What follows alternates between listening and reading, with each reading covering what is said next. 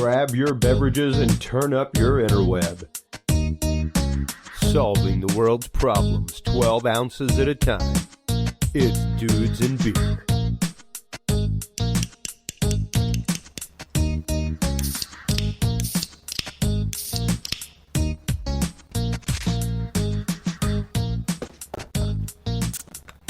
Well, hello everybody, and welcome to episode 113. 113.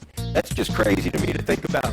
Welcome to 113th episode of the Dudes and Beer podcast, coming to you live from, well, two locations, Indianapolis as well as Austin, Texas.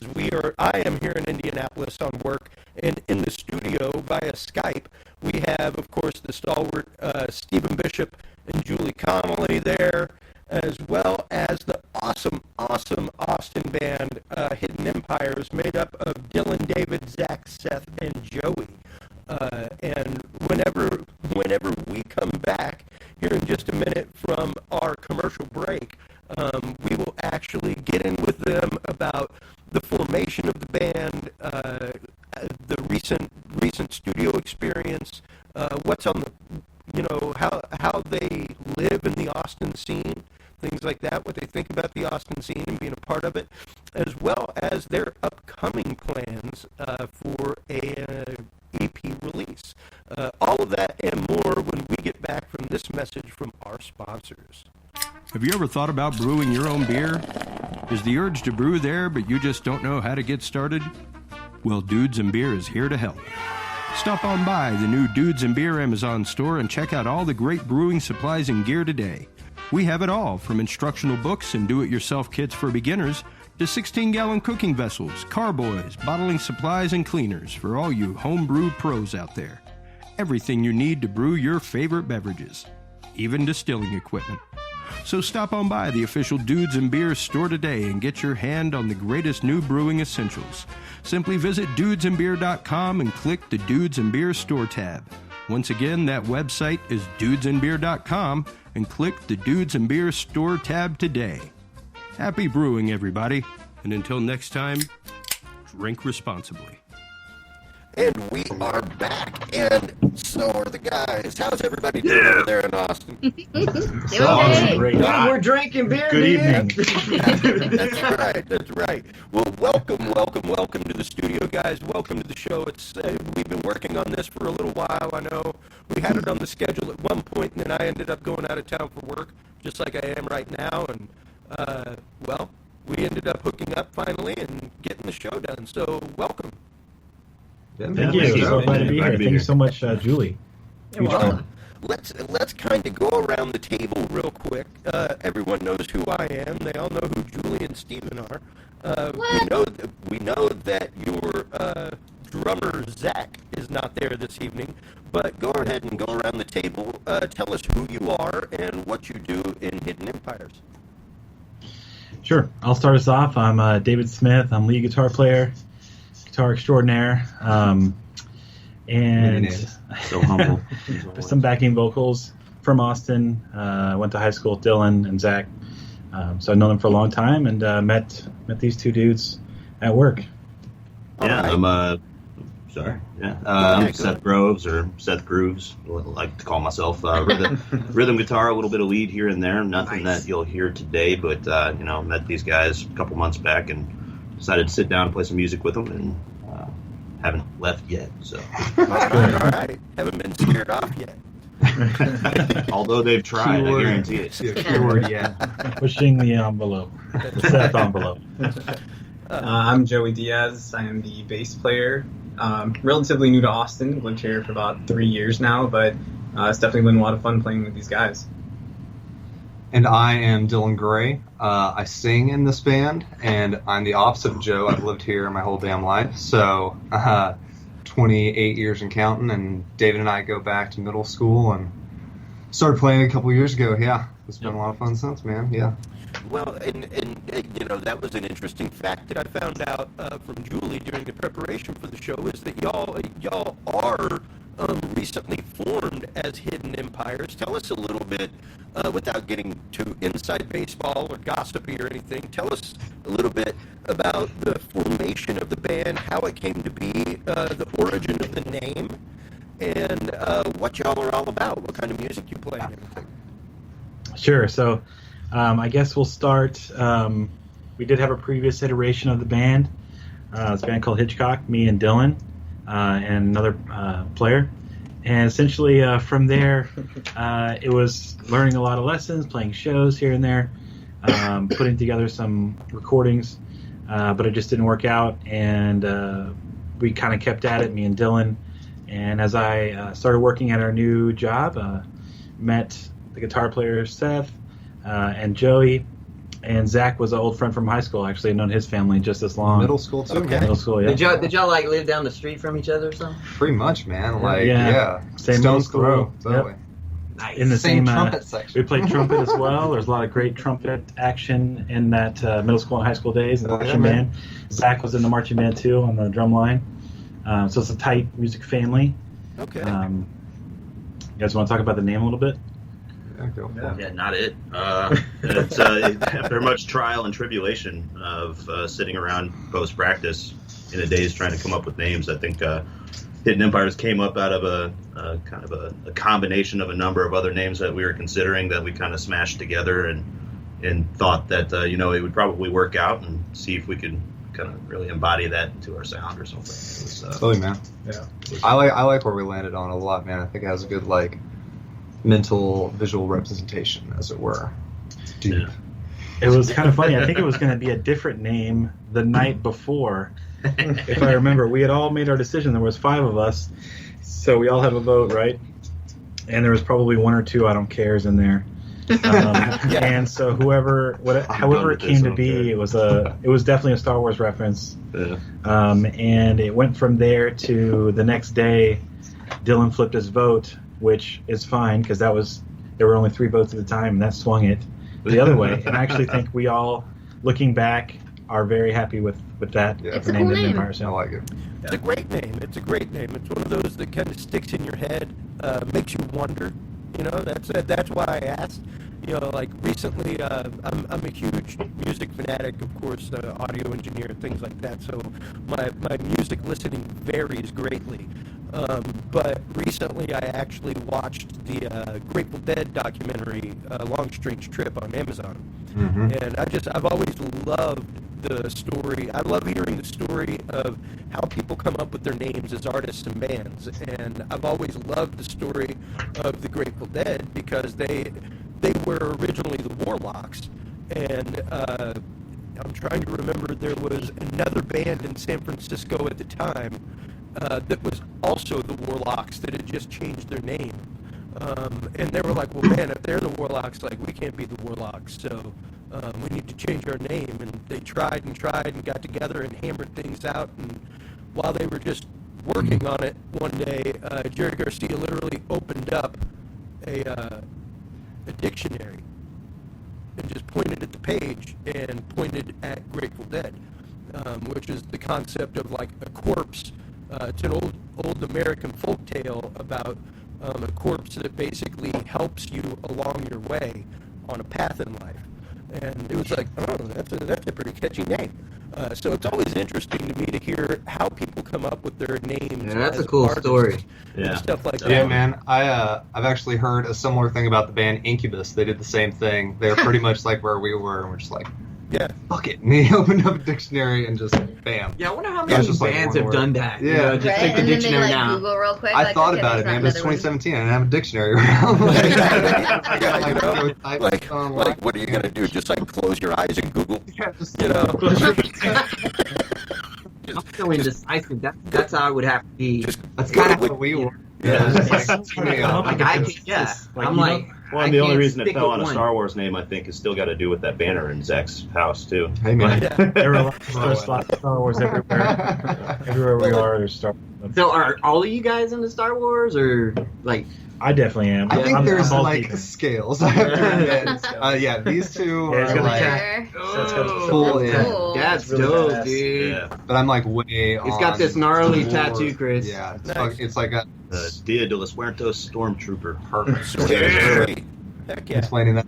Yeah. Always for the last. Not his whole life. He was born with it.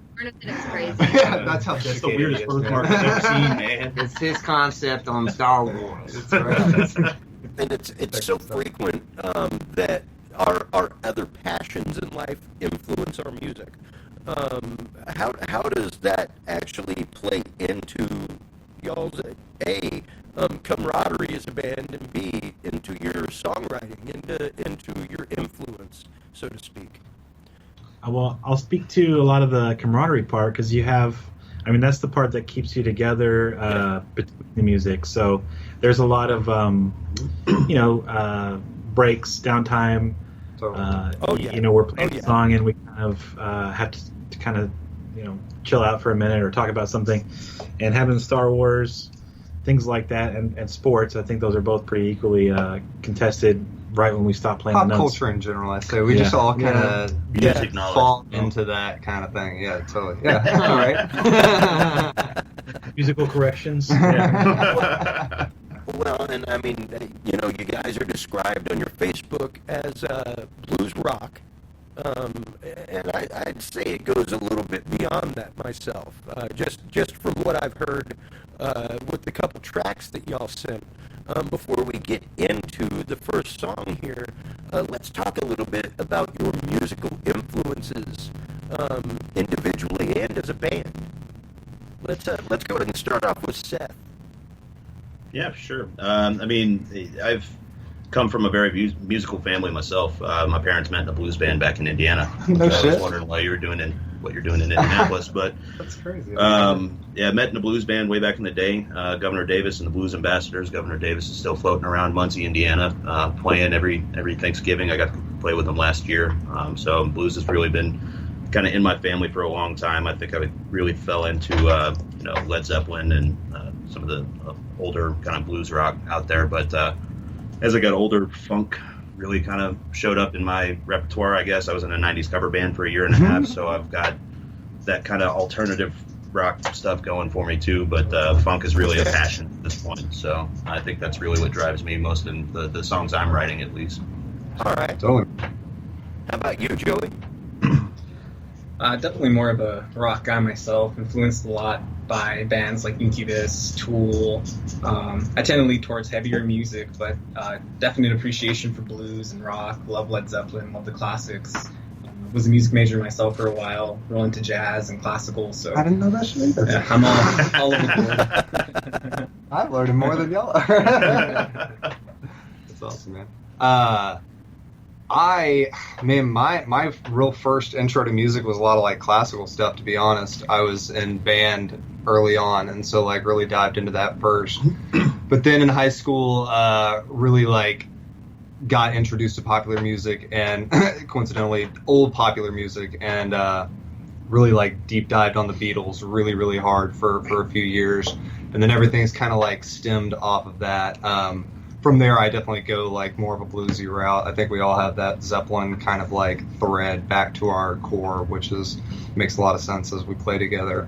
But just everything. But I do, for some reason, I can't get into newer music as much. I'm an old curmudgeon in that way. I like what I like, and I kind of stick to it. I gotta say I'm the same way, and it's funny because Yeah, but I'm like 28. I'm like already. I'm with you, and I'm not like with you in age. I'm 41, but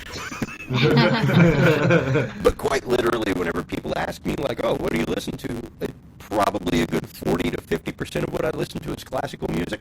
Yeah, it's all the classic stations. Because I'm either designing websites or soldering or something like that, and a lot of lyrics, a lot of really hard driving stuff, especially whenever you have a 500-degree soldering iron in your hand. It's not really the time to be like ripping off the Neil Peart drum solo, You don't want that like. Hey, the people at home are saying that you sound like a robot, but we all sound normal. Huh? I've been getting lots of messages.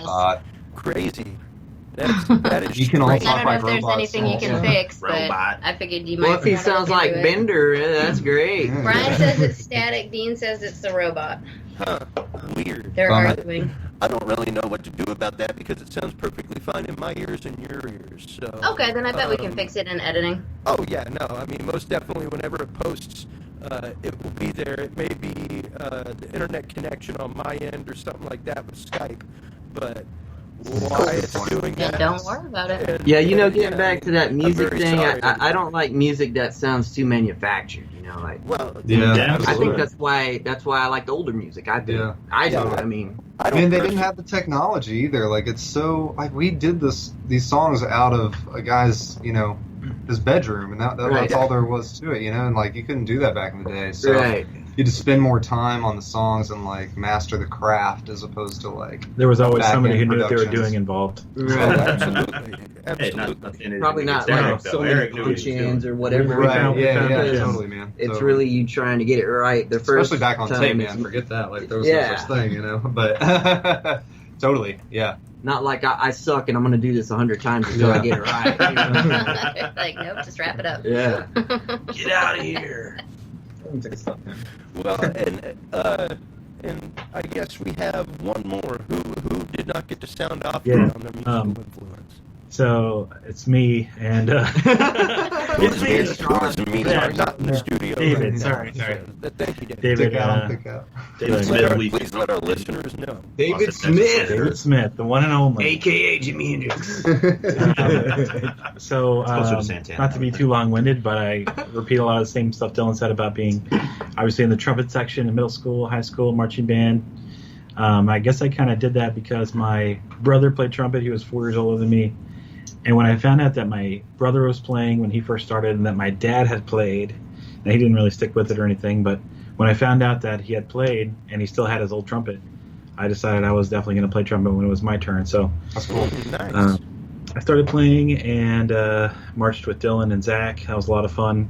Got my guitar right before high school, and that was kind of my pet project. I obviously wasn't as good at it as I was trumpet, but that's kind That's of about the time I got my guitar. Was Yeah. right going into high school. 13 kinda- and 14. That's the perfect a time. lot of Yeah, young yeah. musicians Your there in middle hands like school. just kind of getting big enough to actually do. Yeah. You stop wanting to spend your, to get gifts that are like, I still got action figures, so I can't really say that. And so do I. That's all right. You start I still asking play for with big mine, things. dude. I'm freaking 41. Yeah, we see the Infinity Gauntlet over here. Yeah. you know? Yeah, exactly. Yeah, if that thing wasn't a bank, it would be on my hand right now. Even if it is a bank, I still want to hollow out the bottom so I can put it on my hand. Yeah. It's like those whole cans. It's your that bank. you can wear. Yeah, the whole can. Whole Yeah. trash. They like make the sounds and everything. I could, but to hollow it out would destroy any kind of collector's value that Yeah, has it yeah. all. That is Not that the layer of like shiny gold paint doesn't already do that. It just makes it epically I cool. bet next week I'll come in and Chris will have that done. Yeah, well, then also if you put it on, you would then become this all-powerful, all-knowing. Yeah, man. With I mean, the trade-off, trade-off is opportunity pretty cost good. is pretty high. Yeah. So go ahead and Yeah. put that The one on. I think it's worth the risk. The cost benefit ratio there is definitely more on the benefit. Well, let's decide it. Let's get to it. Just in case. That's right. Let's take over the world together, guys. And I'm on your side. speaking of taking over the world, speaking of the musical process, things like that, like you said, you guys just got out of the studio literally days ago. Yeah. Recording and mastering a couple of tracks for your new upcoming EP. I guess the first track that we're going to listen to is The Leap. Tell us a little bit about that song before we get to listen to it. Well, this is one of the first ones that we like really collabed on together as a new group. There was not a lot, but a fair amount of bleed over from some of the older songs that David and I had been playing. Okay. And this one actually was a Seth baby originally. I guess he's been holding on to this riff for quite some time. Nice. So it's new to us, but actually pretty Marinating old, I in the guess. juices. Yeah, It's exactly. been marinating. Yeah. right, I wrote the song probably It's been curing. I like those inside kind of senior year of riffs, high school. man. Yeah. Okay. which is I think really ironic too, because I was in a post-hardcore band, is what we like to call each other back then. That North Texas screamo movement. Hearing about took Seth's everybody old by projects storm. are just like Mind-boggling. so What are you fun. doing here? Great. But it was a really funky kind of rhythm that I built out a progression on, and then just kind of fell in love with it and wasn't able to ever get rid of it. Dude, So it rocks, I man. always Nice. used it as warm-ups for any other project I played in. Yeah, And okay. This is the first time I actually was warming up with it, and everybody's like, "Oh shit, we should write this." Dude, it was Nice. a sweet little riff, man. It's fun. I enjoyed it a lot. Came together pretty quick. I'm sorry, go ahead. I was saying it came together pretty quick Yeah, after yeah. we kind of decided let's work on it, because Seth had built a lot of it out. The lyrics came quick, or the vocal melody at the very least, and Joe's The melody a always comes composer, quick. The so lyrics it take worked a out while. pretty good for him. That to me has always been a true telltale marker. I've been an audio engineer for 20-something years now, and when it's fluid, when it's happening, I love working with jam bands because it was always something different every show. But there was that connection between the soundboard and the stage. And once you start working with the same jam bands, you can literally hear those strange chords they're hitting and know where they're going and anticipate Right. things. And there is that musical shorthand that happens. And when that musical shorthand starts occurring between members of a band, it really does facilitate the writing process so incredibly. Things just tend to meld together rapidly, and it's like, whoa, what just happened? We just Yeah, wrote man. a song. Exactly. And, yeah, well, let's We all know how to give each other the eyes at this point. you know? exactly. What's And you all- happening inside? and you all know what Oh, Dave, yeah. my turn. and you all know what the different eyes Totally mean works. as well, good and bad. It's always my turn. Oh, I know those eyes as well. I've gotten them myself. But let's take a quick break here and listen to the first little bit of The Leap from the upcoming EP from Hidden Empires. Here we go. Enjoy, everybody.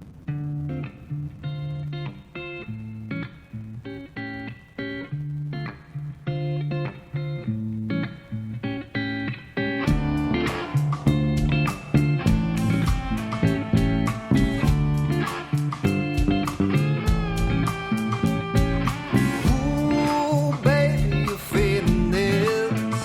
How to resist is going on between you and me, baby. Yeah, the writing's on the wall, on the wall. Ooh, it's indisputable, irrefutable, evidence that you and me, baby, shouldn't fight this anymore. 'Cause I've been waiting for me, just trying to say what you want. The life could be so beautiful if we took the leap and let it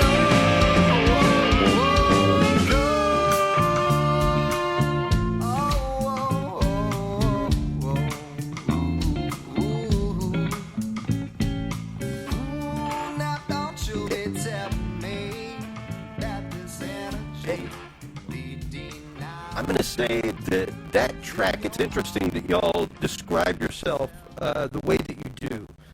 Because the song The Leap, I mean, that was just like the first half of it, folks. But it's interesting because it is funky, it is groove, and it is very traditional blues-based almost in its progressions and the way it sounds, but it's different at the same time. What is that song about? Man, that song's about when you just can't fight that feeling anymore. I don't know. It's about you're with somebody and Everybody knows. it's very present and you're there, and it's kind of like you both want to say it but you can't, but you finally hit that wall to where you gotta take the leap and let it all go, to be a cheesy motherfucker and quote my own lyrics.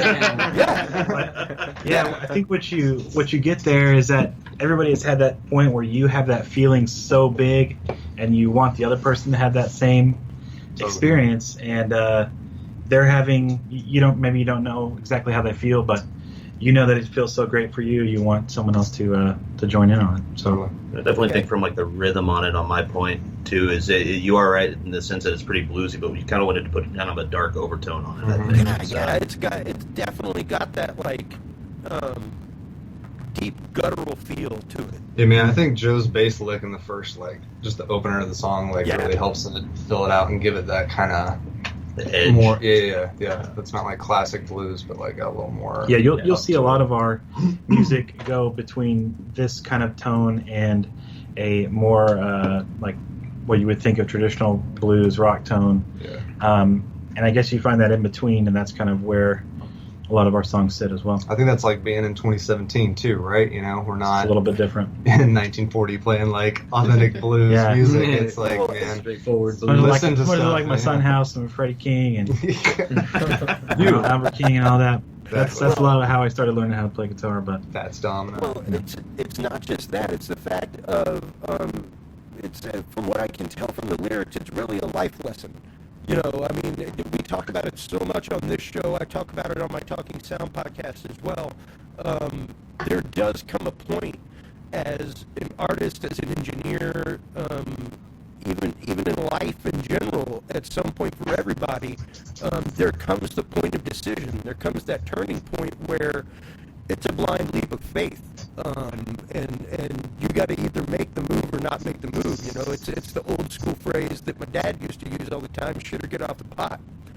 Yeah. You know, because no regrets. Somebody's got to shit. I guarantee. It's regrets. In that case, you're absolutely right. Is that a subtle subconscious saying if one of us says a Slip that in there. Well, it's just the fact of, you know, at some point you have to make a decision. At some point, and even with this band, you know, with as quick as it was formed, because the sound that y'all have for just being as a whole together as long as y'all have been is incredible to begin with. And I don't know. Yeah, man, I actually think that too, man. For as short amount of time, especially Seth, but like Joe was on a little bit before, but not much. And like, we've made a lot of strides in the short amount of time that we've been. That's an incredible tone and sound that you guys have for what, like 4 or 5 months being together. Like, only getting started. I can't wait to see you guys live tomorrow. That's just it. Yeah. It's tight. It's together. You can tell that you all absolutely listen to each other as things happen. How much of that track was live tracked, and how much of it was punch recording? So yeah, whenever you're talking about the jam bands earlier, that like reminded me, a lot of those bands, they get in a room together and like just go and they roll with it. Yeah. And neither of these songs in particular, they were pretty like click tracked out, so a little more methodical and kind of did it one by one. And frankly, where we were recording, we're literally in a guy's bedroom, so it didn't have like the space to mic up a whole band. Sure. Either. So we did take it like one by one in terms of actual tracking, but man, like it's still. I don't know how to qualify that necessarily. Yeah, well, it's the fact of when you know your players well enough, when you know your friends in the band well enough, you can, you know, it's just like whenever you hear about a lot of the big bands where like Rush and stuff like that, where there are some tracks where they're in the studio together, and there are other tracks where it's like it's done by a distance. You know, right. Like the Dave drums Grohl are does tracked, that shit all and the then it's time. shared over at this studio where Neil Peart lives, and then it's sent via Dropbox or something. You know, the project file with all the raw waves to another studio, and somebody else works on it. You know, I think with all that being said too, it's you know, for being a tracked recording in the sense that we didn't record it all live together, there was a lot. There was very minor looks at actually punching. I Yeah, think. Like, there was a lot of full takes in those Sure. recordings, So, and, where it was from front to back. It was just one person at a time. Yes. yeah, that's And that to me makes a big difference. I am an old school engineer myself. Whenever I record my music, I'm a commit to the mix guy. I don't post produce effects. I don't use in the box effects in the program or plugins. My electronic recording rig is basically a big ass digital 4-track. And when I decide that, hey, this is the reverb and delay I like on my keyboards, that's the reverb and delay I like. I'm very sorry, mixing engineer, but that's what I'm man. on it. Yeah, see, I can't even say we're that authentic. We would put some effects in there for sure. But I think it's kind of a learning experience too, because we have done some live tracking on our previous iteration. Sure. And you definitely live and learn there, because we'll do it again. That was a pretty big attempt at the live track that I'm thinking of when we tried to do that song "Ancient Tide." Oh boy, that was y'all don't even know. It was an epically long song, and it was the wrong one to do live tracking on for sure. And so, but I'd like to give a little credit to Eric Fauché, the guy who kind of helped us. Yeah. He's the engineer and mixer and master of these tracks. Great and we're job. going to keep working with him. He's a good friend of ours, and he has come a long way since. It's kind of funny. He's still recording in a bedroom, but this time it's no, maybe it's like a home studio. Yeah, it is incredibly. I just meant that it wasn't a big enough room to Yeah, because you have to have a big room to record a whole day. I almost said it's a long way since he was in his bedroom. Oh wait, he's doing it, but it's at a very high class. We all had a great time in his bedroom. Yeah. Top of that. Now we're talking. Another plug I want to throw in there too is Eric Fauché helped us do all this. Obviously, they're coming up with their own kind of studio out of Kyle right now, but they're also going to be close tomorrow. That's right. Nice. Oh, nice. Matt Awesome. Mardigan is following us tomorrow night at 1-1. They are so fun. I've seen them Yeah. live like 3 times. Oh, They nice. are He's so the fun. guitarist and the singer. So Well, he's what time is the show at 1-1 Bar in Austin tomorrow? Leah, tell us a little bit about that. Plug it real quick. Yeah, man. We go on at 8 o'clock. 8 o'clock. And I believe 7. Matt and towards the 7, if you so choose. To get there, have a drink with the band beforehand, always welcome. Nice. And then Matt Mardigan goes on at 10 o'clock. So nice, full evening of awesome music. They're quite the different style that we are, but man, they're awesome guys. We went to high school with them as well. Like I said, it all goes back to that. So y'all pretty much have a tight 2 sets then at this point. Yeah, I think there may be a band that's even playing before us, to be honest with you. But and I don't know about after. We've played with Mad Mardigan, more than a handful of times now. Mm-hmm. And since we know the networks, the circles that we all, ride in, I guess, ride or die, right? Ride or die, bro. They're so interconnected that we end up getting a lot of people to each other's The shows. same that's gigs. true. It's like Raoul's Yeah. too. I think you played with them. Mad Mardigan's played with them. It's Exactly. like Austin Incest. Raoul's Royal Foot. Cool. I know them. Yeah. Didn't know incest was so cool. I think it's really funny that I've run into all these bands too. Just at In this situation, Yeah, that it is is. crazy. I wish I could have a drop of that, just that level. It's funny because I use that turn of phrase all the time to describe the Austin music scene. It's very much like the music scene where I lived in Portland, Maine. It's incestuous. Members of bands, like once you've been around for a little while, like you know the players in other bands, you gig swap, you stage swap, stuff like that. Sometimes you even like go join a band just for a night, and stuff like that. And it's really interesting when that kind of stuff starts happening. My favorite show that we played in our last iteration was with Matt Mardigan, where we had Eric play with us. Yeah. That was a lot of. That was We up did a north, Beatles wasn't it? cover. That was on Carousel Lounge. Yeah, that was a good show. Yeah, we did a Beatles cover and we did a Weezer cover together. That was a lot of fun. Nice. Yeah, man. Now, I'd like to give a quick shout out to our listener Dean Larinaga.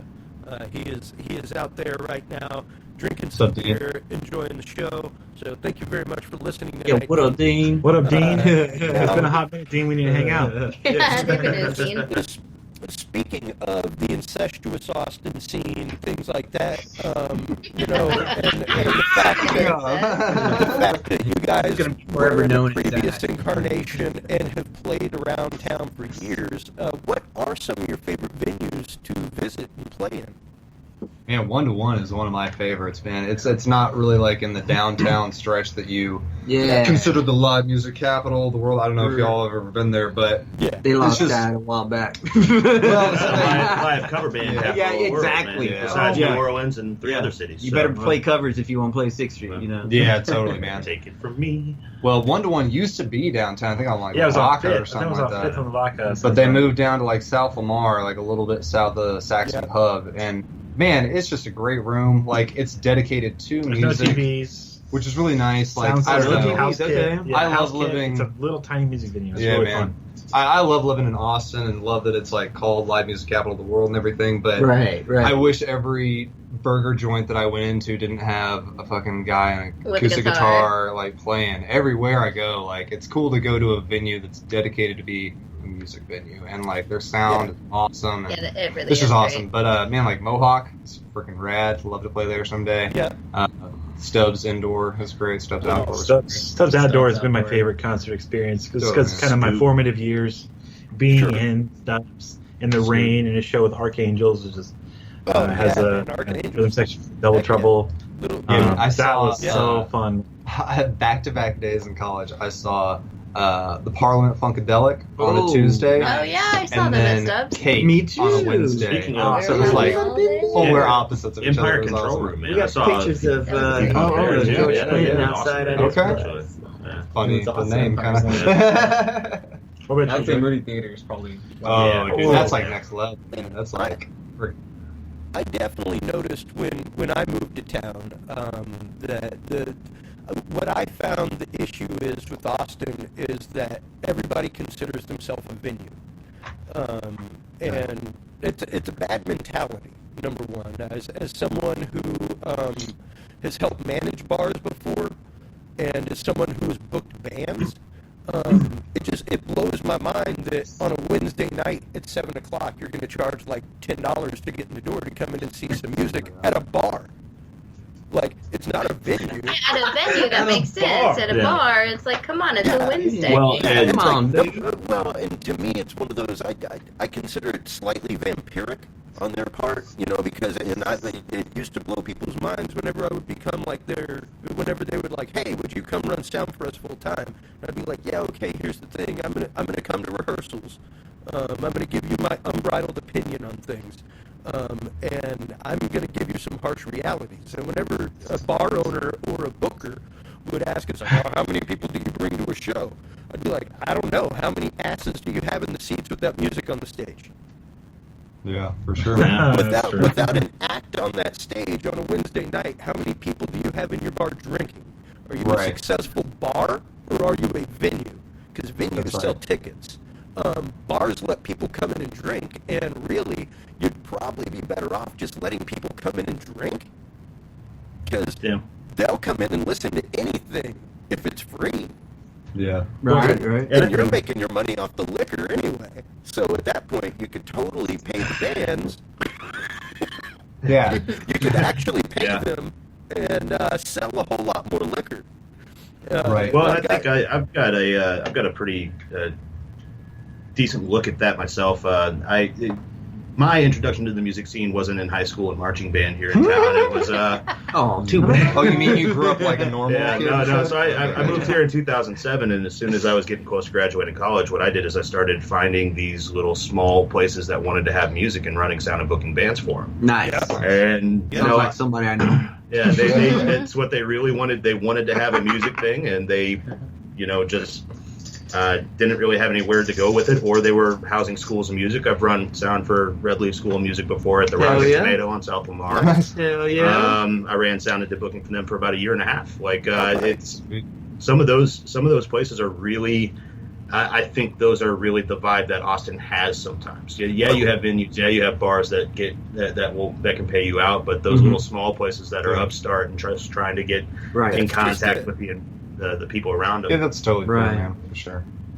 Well, and for me, quite honestly, one of probably my hands down favorite venue. Whenever people come to town and they're like, "Oh, I want to go out and hear some live music," I literally take them to Elephant Room. Oh man. Oh, yeah. Oh yeah, cool. Oh, yeah. Because I'm a big fan of the dive bar. I'm a big fan of just Is that Michael low key with the stuff. Mordecai?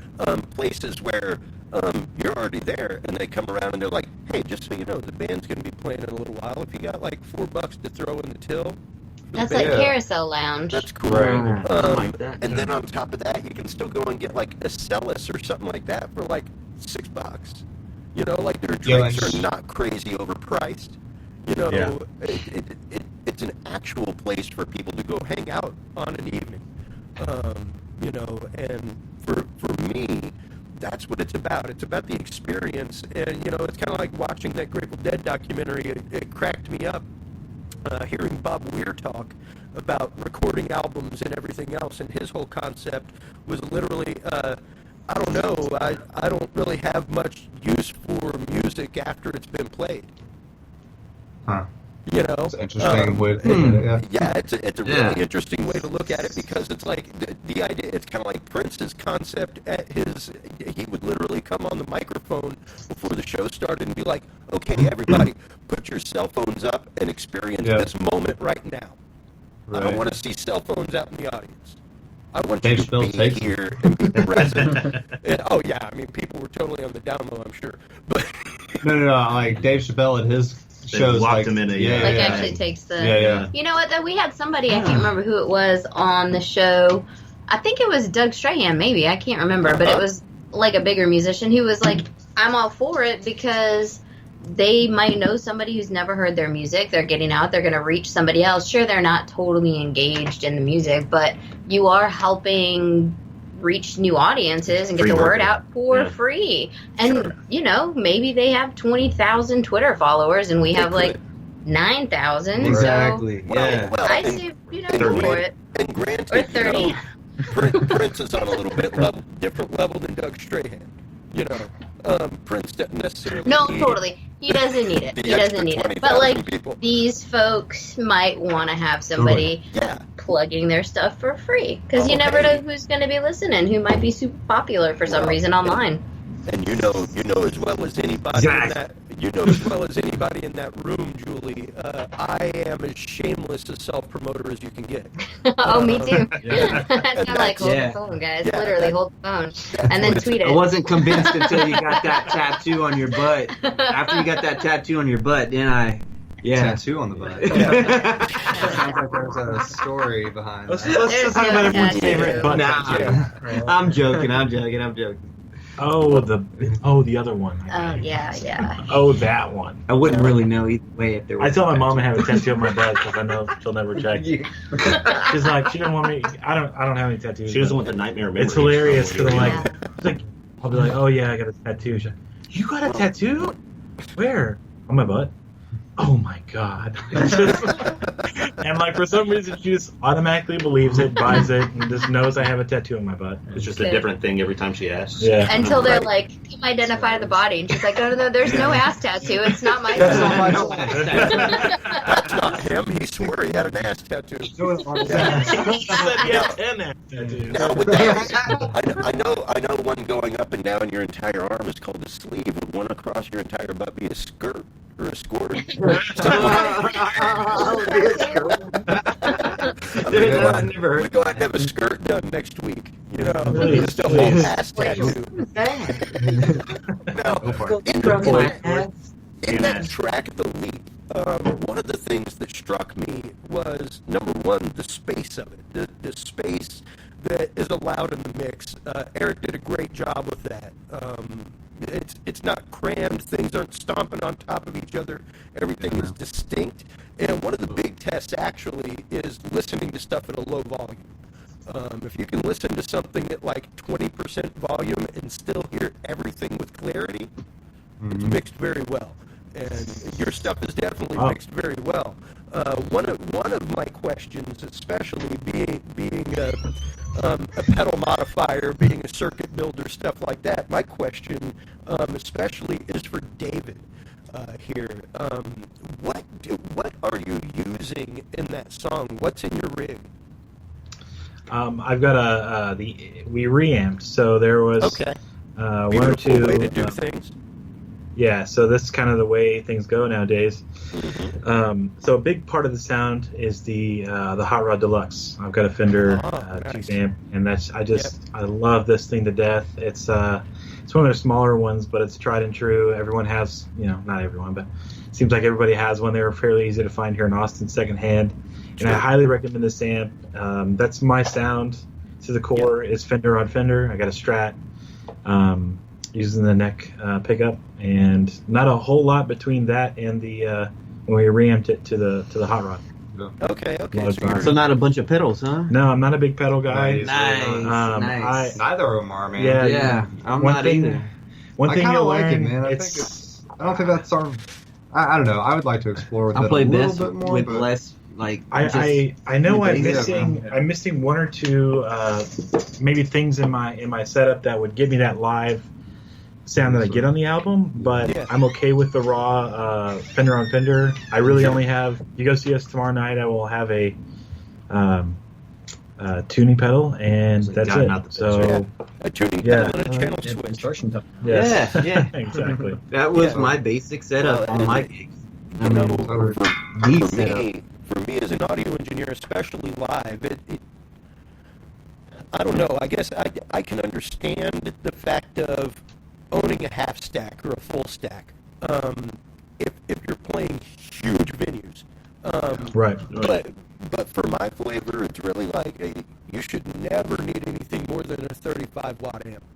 And Right. it's becoming, especially in the tube world now with stuff like Black Star and things like that. As long as it goes to 11. It's really getting into lower wattages because what people don't understand is that if you underwatt a speaker, the sound that you get out of it, you really can get some extra distortion. You can get some crazy things out of it whenever you underwatt an amplifier, whenever you underwatt a speaker. But Didn't Eddie have that device that kind of did that? I forget the name of the. There was a Well, device. I forget what it's Well, called. there are also amps that No. are coming out now that have the switch to cut it to low wattage. Yeah. that's right. And, There are numerous amps out there now that have selectable wattages and stuff like Yeah. that. That's cool. It's And, interesting, now, and I got hard sold on one at a music place here in town, and I was dead set on getting the Hot Rod. I already knew what I wanted, and I was debating getting a new one or a used one, and money's tight and everything with everybody, right? So I wanted to get it, but I wanted a new one. So I walk in there, and I go right up to it. I'm playing it. Sales guy comes up. And he tries to sell me a real hard sell on this great variable wattage amp, which was cool amp, but there was a real big missed opportunity on that guy. I think I was pretty convinced within 15 minutes talking to that guy that I was going to buy it secondhand from a local artist, put it back into the pool. But that's my big thing, just kind of a clean sound, Yeah. like Clean like and the traditional. sound that it gets. Yeah, definitely. Yeah, and I mean that to me, often the minimalistic approach is the best one. You really uncomplicate the sound. You open up the sound palette so much, and your notes aren't stepping on each other. You aren't distorting things that shouldn't be distorted. I think what you find is that you understand your sound way better when it's simplified like that. Yeah. So you know Yeah. exactly how to change it, exactly what you're going to get back from it. Now people can get that way with effects, and then I use an effect on a cover or two and things like that. But Sure. I like knowing exactly what I'm getting from my sound and how to tweak it to exactly how I want it. Oh yeah, absolutely. And I mean, I'm an electronic musician myself, and I own a pedal modification company. So good God, I own literally. I've got probably 4 assembled pedal boards with like 10 or 12 pedals on them, and that's not even my entire pedal collection. It's pretty wrong. But it's also one of those like. Didn't you say you have a sickness? Oh no, yeah. Amy would say so. I have a straight addiction. I'm gonna admit it. You know, I almost started gearing. No, when I helped you move, I saw that shit and I was like, oh my The god. garage. No, but one I of was the like, this things- is like fucking like a candy store to me, dude. Like, Dude, this well, is nice. Yeah, I mean, I remember your eyes when you saw literally like the Walmart tub. You know, like a My eyes in the like Walmart a 30. It was literally a 30-gallon tub that was Wow. full of pedals. I don't know what. Okay, maybe I remember. Maybe. And you were like, what the hell? Like, oh my god. Yeah, what I'm like, the yeah, hell? those- Your home those- studio those- killed me What the the hell? first time I saw it. Yeah. Yeah, I was yeah. thinking, did you just rob Guitar Center or something? Yeah, the pawn shop, Well, dude. we're Yeah, live. like rock and roll rentals. They've got I'm a- hundreds of pedals. I'm a big Craigslister, and I actually based my model of Austin Hot Mods, my pedal modification business, off of not only Craigslist but my years as an engineer. Number one, I focused on pedals that I saw on people's pedal boards for like 20 years. You know, like, hey, this is one that I've seen on like most people's pedal board. You know, like Boss Blues drivers, Yeah. things like that.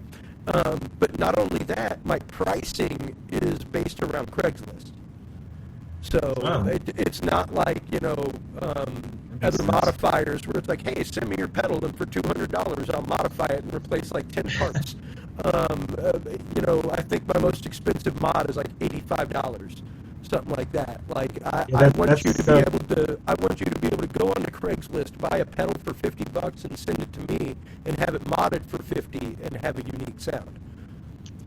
Y'all need to call him, man. That's interesting because, I Yeah. mean, It does good work. I first got a wah pedal and my dad wanted to mod it. So my dad's not a real, he's not a musician, but he knew that was possible, and Good start. he kind of asked another guy at the music place we used to go to, and he's like, oh yeah, here, take these guts, and he gave him the guts for a modded wah with like 11 selectors, and my dad was like, I gotta let's go to a pawn shop and get you one. Yeah. Okay.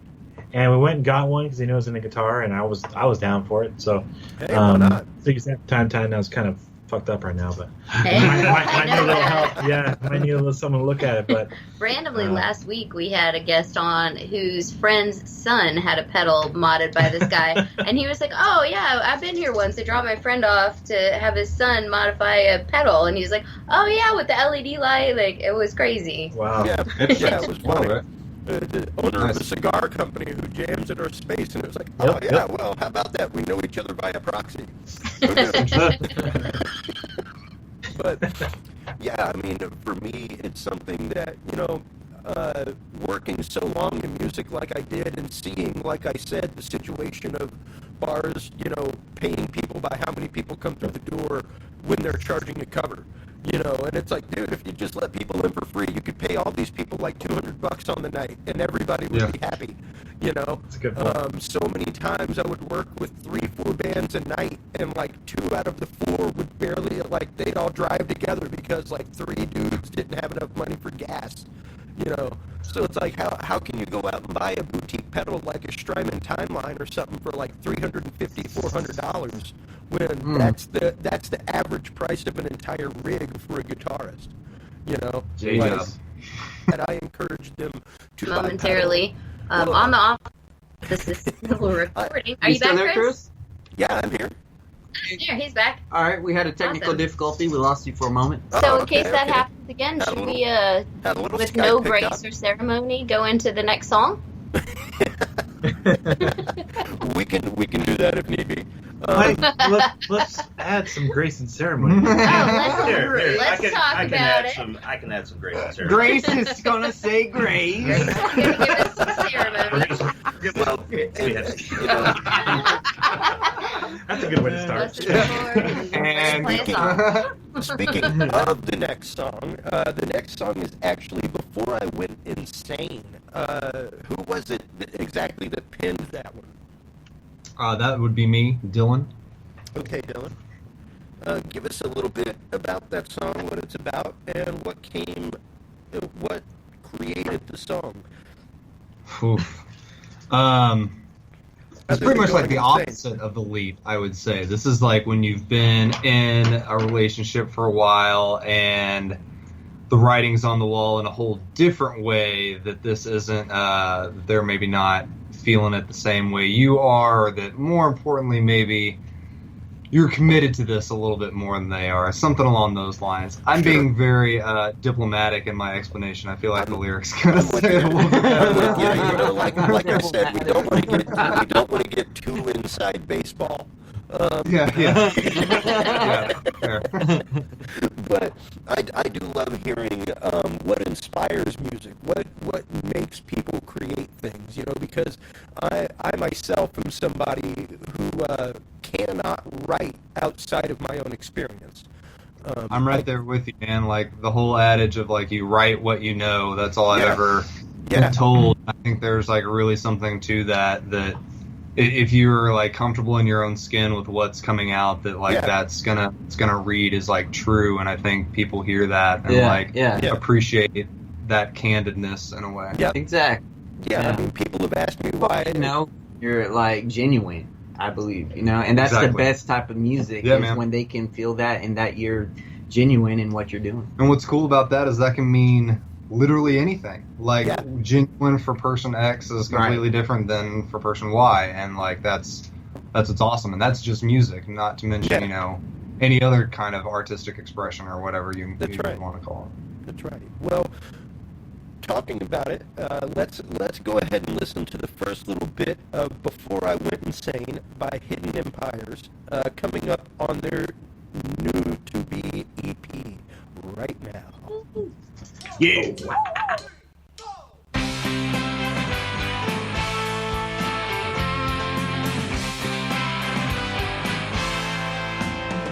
When I asked, do you love me for who I really am? All she did was pose the question over and over again. She kept talking in circles, spinning a web of lies. Yeah, the oversaturation, all uncertainty was out of mind.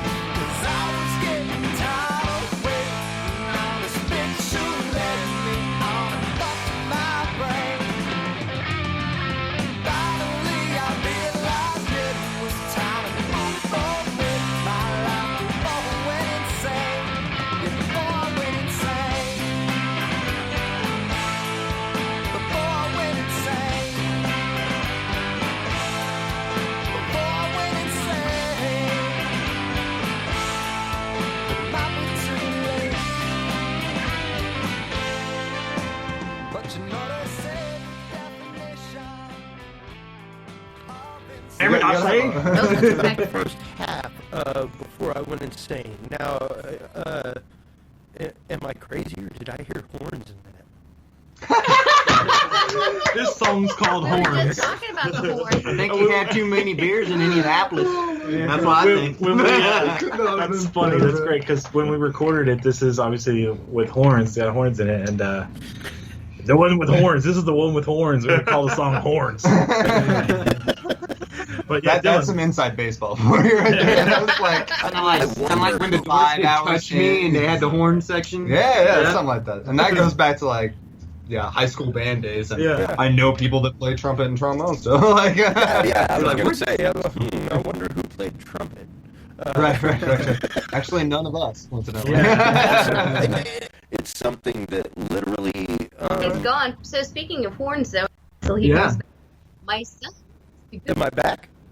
school. You are He's back. So if you need some little horn players, that Awesome. I know the whole Bowie band. We can go with the whole legion of them. Yep, totally. Hey, my picture's still on the wall. Our picture's still on the wall. Yeah, So Liam had somewhere. the same science teacher that Oh, David really? Which one? had. Are you What was her Bilky? name? Bilky. That's Miss right. Bilky. Oh, wow. Yeah. Those mics Bilky. start I had a anything? teacher named Bilky back in the day. At Could Bowie? be. No. I was way beyond Bowie, I think. I'm like Chris's age. I don't think this cannot be the same woman. No, I don't know. She's been since like Teachers the are 70s, pretty old, man. They stay in the system. Around for a while, They bro. stay in the system. Well, and it's the fact of people that are passionate about what they do will always do it. Yes. It's just that simple. And you know, for me, being a teacher, being someone who taught, same with you, Julie. It's the fact of you can't not do it. Even this podcast was started because I spent my fair time on broadcast, both television and radio, and doing news and stuff like that, and doing talk radio. And I missed the format. I really missed the format, and it was one of those like I've got to do it. Like it's in my head, and thank God for my wife. Quite honestly, she indulges so much of my creativity and does not hinder it. And, you know, it's one of those like, hey, if rent is paid and bills are paid and we're doing all right, you know, yeah, if you need a piece of gear, get it, because that's what makes you happy and fulfills a part of your artistic desire and a part of your creativity. Absolutely, yeah. And you know, for me, Well, like hey. I said, passionate people will always do their passion forever and always. Having the horns come in was a lot of fun because I bet that was cool. we, you know, having played and knowing what it was going to take, which wasn't a whole lot, but it was way more than we were up to at the time. So out of practice, having the connections with musicians, again, I talk about incestuous Austin with our musicians, Totally, man. and having them come in on another track we'll probably put out with some incredible sax work. Oh yeah, man. So just having the connections to have people come in and just lay some stuff down for obviously relatively cheap was great. Like, and having them and directing them a little bit. Hey, can you do that? And, sweet. Like they're just. It was good to work Can you with. punch that in again? It's good to work with. Hit me one more time. It was garbage. I've been looking for that opportunity to play bass and saxophone at the same time on stage. So We're gonna do that tomorrow night. At the same You time. guys heard it here first. 8 p.m. Joe's playing bass and saxophone At the same time. same time. I hope you He's guys actually get using the next round. sax to play the There you bass. go. Sax to I used to bass. play saxophone, but it's Nice. been a million That's years. it. Sexy. So did I. It's a bass-to-phone. That's what it is. No, so we don't have a bass player. We have a baritone sax player. Yeah. This little Barry sax guy. That's what you should pretty do. cool. Just play Barry sax and I kill like two it. birds. I like it. Just out of curiosity, because especially with two trumpet players there and a sax Good ear. player, those are two of the instruments, both woodwind and brass, that are right in the range of human voice. You know, yeah. and it's interesting arranging for those and writing for those. How do y'all go about kind of, because a lot of people don't understand there's a lot of translation that goes on between writing different styles of music, between writing for different instruments, things like that. How much of your experience with those other instruments do you lean on with your writing on guitar and bass and stuff like that? Joey, you want to take some of that too? I mean, I would say I played a couple different instruments. I was a saxophone major, clarinet double major in college. So, Oh wow, okay. Yeah, I would say, playing those and having more of a melodic approach to music kind of influenced the way I play bass, and I try to, come up with melodies in my bass lines rather than, just traditional bass line. Yep. So that's definitely been a big influence for me. Hell yeah, man. I'm the same way with my bass playing. It's much more of a counterpoint to what's going on. Yeah, you took the words right out of my mouth, man. Like counter melodies is my favorite thing. Like I said, the intro parts of the leap, like what he's doing there with that bass stuff is like so cool and just gives it an added like level of dynamic and like a different element to it for sure. I like that a lot. It's a lot of fun to let Joe go on something. It's almost like, why don't we do it more? Yeah, I took the words out of my mouth again, man. But, Go, Joe, go! It's a lot of fun. It's a lot of fun. You can really hear the perspective from Joe's bass playing. And what about you guys with trumpet? Because trumpet and guitar are pretty close. as far as range and stuff like that. So, do y'all lean a lot on your trumpet experience because trumpet is one of those that and the French horn are like the voice of an orchestra, as far as the brass section goes. And how do you lean on that experience when it comes to writing melodies, writing guitar lines, things like that? Man, from a vocal standpoint, it's like a different side of the same piece of toast sort of thing. Yeah. Like I took so much from like the lessons growing up of like how to control your breath and everything. And again, like you're saying, trumpet was like always the solo part and always the star and kind of got a lot of shine. And so got used to like writing a lead line for something. And I think that's like translated really well to my vocal stuff. But quite the opposite, I imagine, for guitar. I don't know, for some reason. Maybe like a solo, but like it's one note versus multiple notes. So for my keyboards, it's like a completely different world. It's when you're playing in a section. I was very rarely first chair soloist, so I don't know especially when I got into the top band. You were. Come on, I know. You were there. I was there. But in any case, you have all the 9, 10, 12 trumpet players working as a unit. So you get parts 1, 2, 3, and 4. Definitely. Yep. And hearing that come together. But the trumpets were always given like a little counter melody. That's kind of just because of how they had the voice, especially against the strings whenever we would mix. Exactly. That's how I approach a lot of my lead parts. Yeah. Same kind of thing. Good to talk to classical geeks. I logged a lot of hours because, man, the difference between and I haven't, the keyboard guy done that in so long. It's just like and for me, ears. Right. Yeah. I like more ears. It's the like difference feeling between feeling ears, man. It's the difference between strings and brass.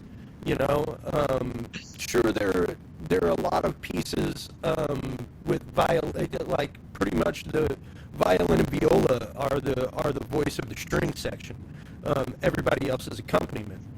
Kind of, until you get into brass band music and stuff like that, how often are you going to hear the trumpets rip off, or not the trumpets, but the trombones rip off a solo in a classical piece?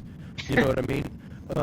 Damn trombones. Or how often is the tuba going to bust out into a lead? It's a novelty. 76 trombone. He's on acid if he does. It happens. You're hearing a lot more Aaron Copland type stuff. You're hearing a lot more modern composition because it is something different. But I've had a phrase for years where it's literally you cannot be angry at any music when there's a horn section. Prime example, take punk music. Very abrasive, very harsh, typically a harsh, very real message behind it. Add some horns, you have ska. Yeah, I was going to say, add horns. Lesser rancid. And instead of a mosh pit, now you got people dancing. My day. I don't remember. I challenge you. Like you could take Pantera and put a horn section to it and be like, "Ooh, wow, yeah, man, that's bumpy." That's I can dance to that. Classical the horns get your shoulders moving. Man, I've never. My shoulders move when I hear the horn. That's fair. That's really funny to say. I've never thought about that, but that makes a lot of sense. Yeah. I can feel that in just about every example. It's like adding a I've line to something. Yeah. There's to Razarita. A little orange slice to my Mangarita. Thank you so much.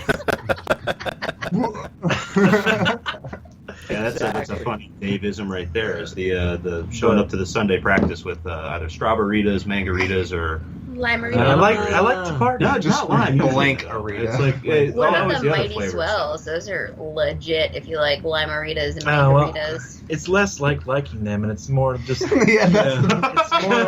It's nothing to do with the It's actual. like a one party in a can. Yeah. It's serve one Party in a can. Party in a can. I bet that sells off the shelf. It's interesting that you even bring that up because as someone who's worked in bars, been behind the bar, music is very much a cocktail. you're taking a bunch of different ingredients that may or may not, in and of themselves, be palatable, but when you mix them together, it makes something totally different. And Absolutely.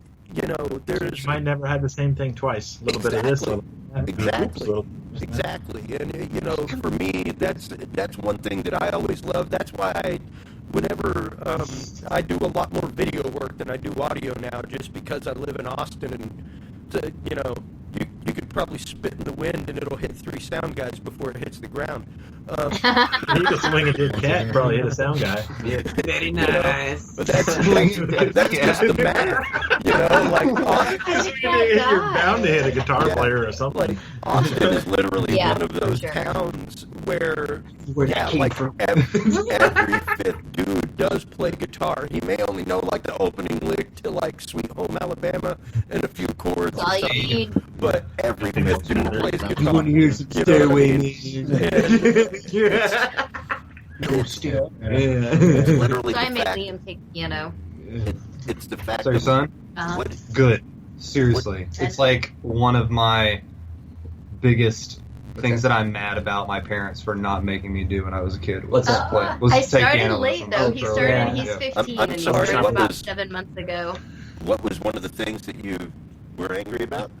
So many Just things. really angry, man. That you didn't take piano? Was that it? Yeah, that my Yeah, there you parents go. didn't make me take piano lessons from an earlier on age. I wish they would have done that. Anger is maybe a But strong we word. we took trumpet lessons, pretty legit instructor. Yeah, but piano You're is right, so you're much right. more, So man. much Like different. it's Right. like It would be like in a chord band structure. 3 times and, So like, much stems from the piano. it really does. Well, man. when you Yeah. said that If he you hadn't kept on read trumpet? sheet music in a long Yeah. time, that's what I was thinking, because Liam just did a recital at some place in Westlake, Yeah. and it's all about the sheet Hey, music at this that's point, what I you know? would. Yeah.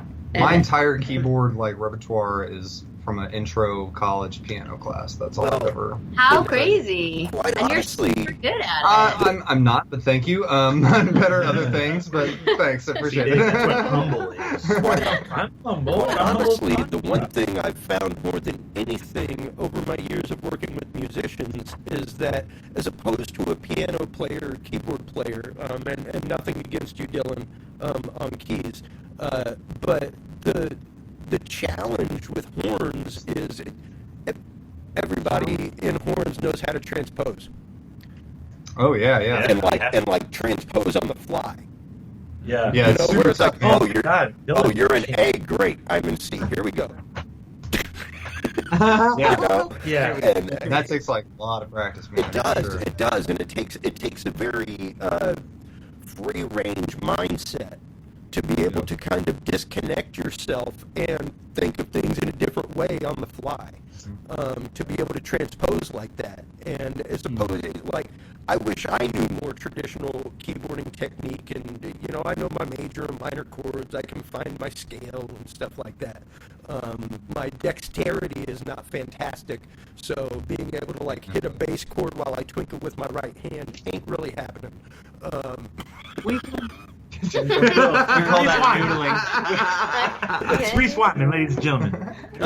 Yeah, I mean, I can play whole chords. I can do stuff like that. I can play a scale, but I cannot do both at the same time.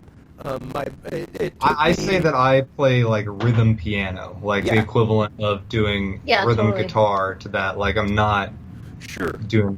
Can you do virtuosic something It like sounds Bohemian awesome. Rhapsody? Have you heard the rhythm? Have you heard the rhythm part? Yeah, rhythm part. A great example of that is actually reggae music. Because if you listen to keyboards in reggae music, it's typically a chord.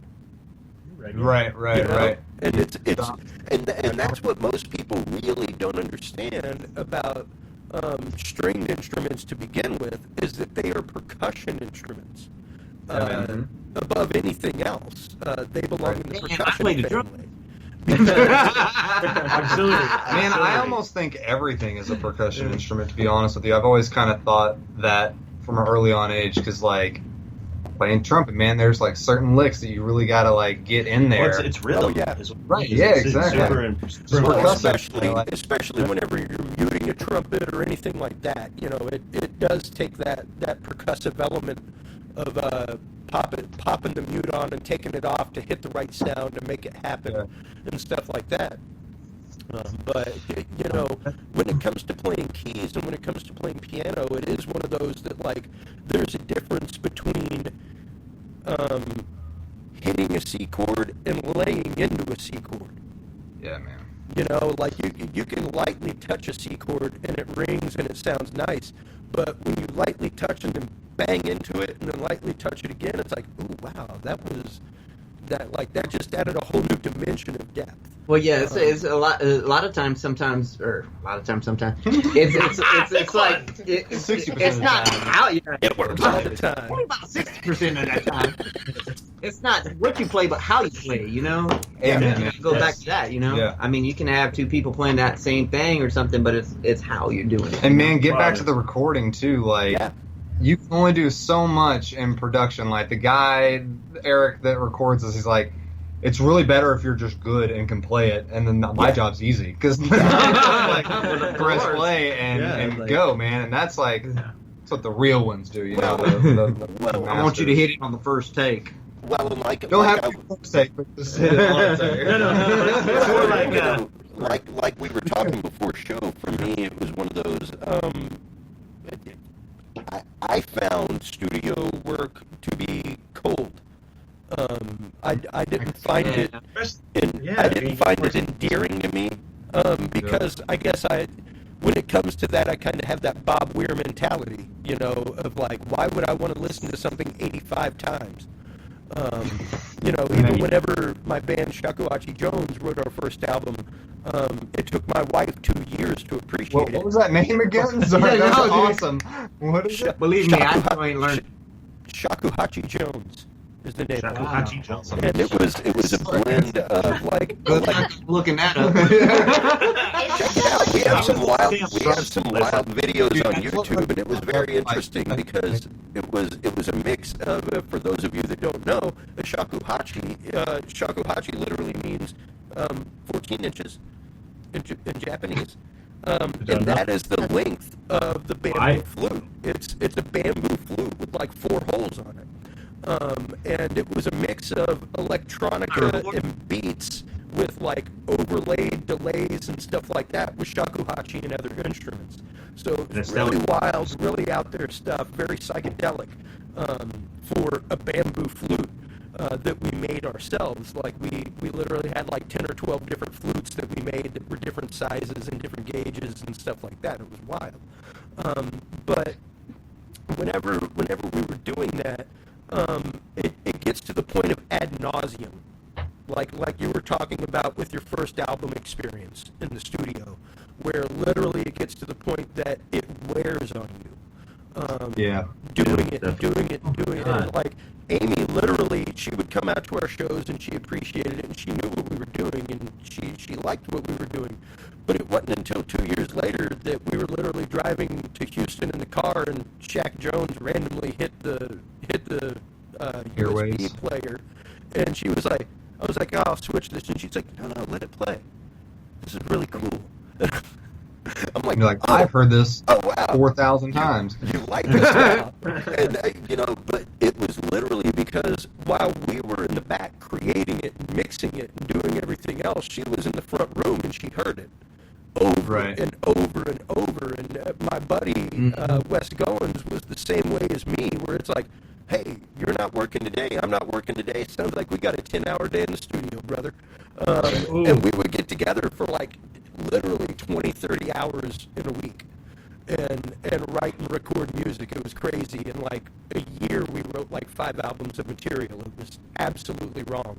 I love that grind too. Like that would be awesome. Yeah. Like I really enjoyed the studio process. Like it is a grind. Like it's tough. It is. But it is. It's so rewarding, and I like the process of it. Kind of. I really learned to like treat the recording process much differently than the live process, because I get the Prince like mentality of like, this is it, this is a moment in time, and then move on from this, and then I'm like done with that piece of art that's like a thing in the past. The recording's a stamp.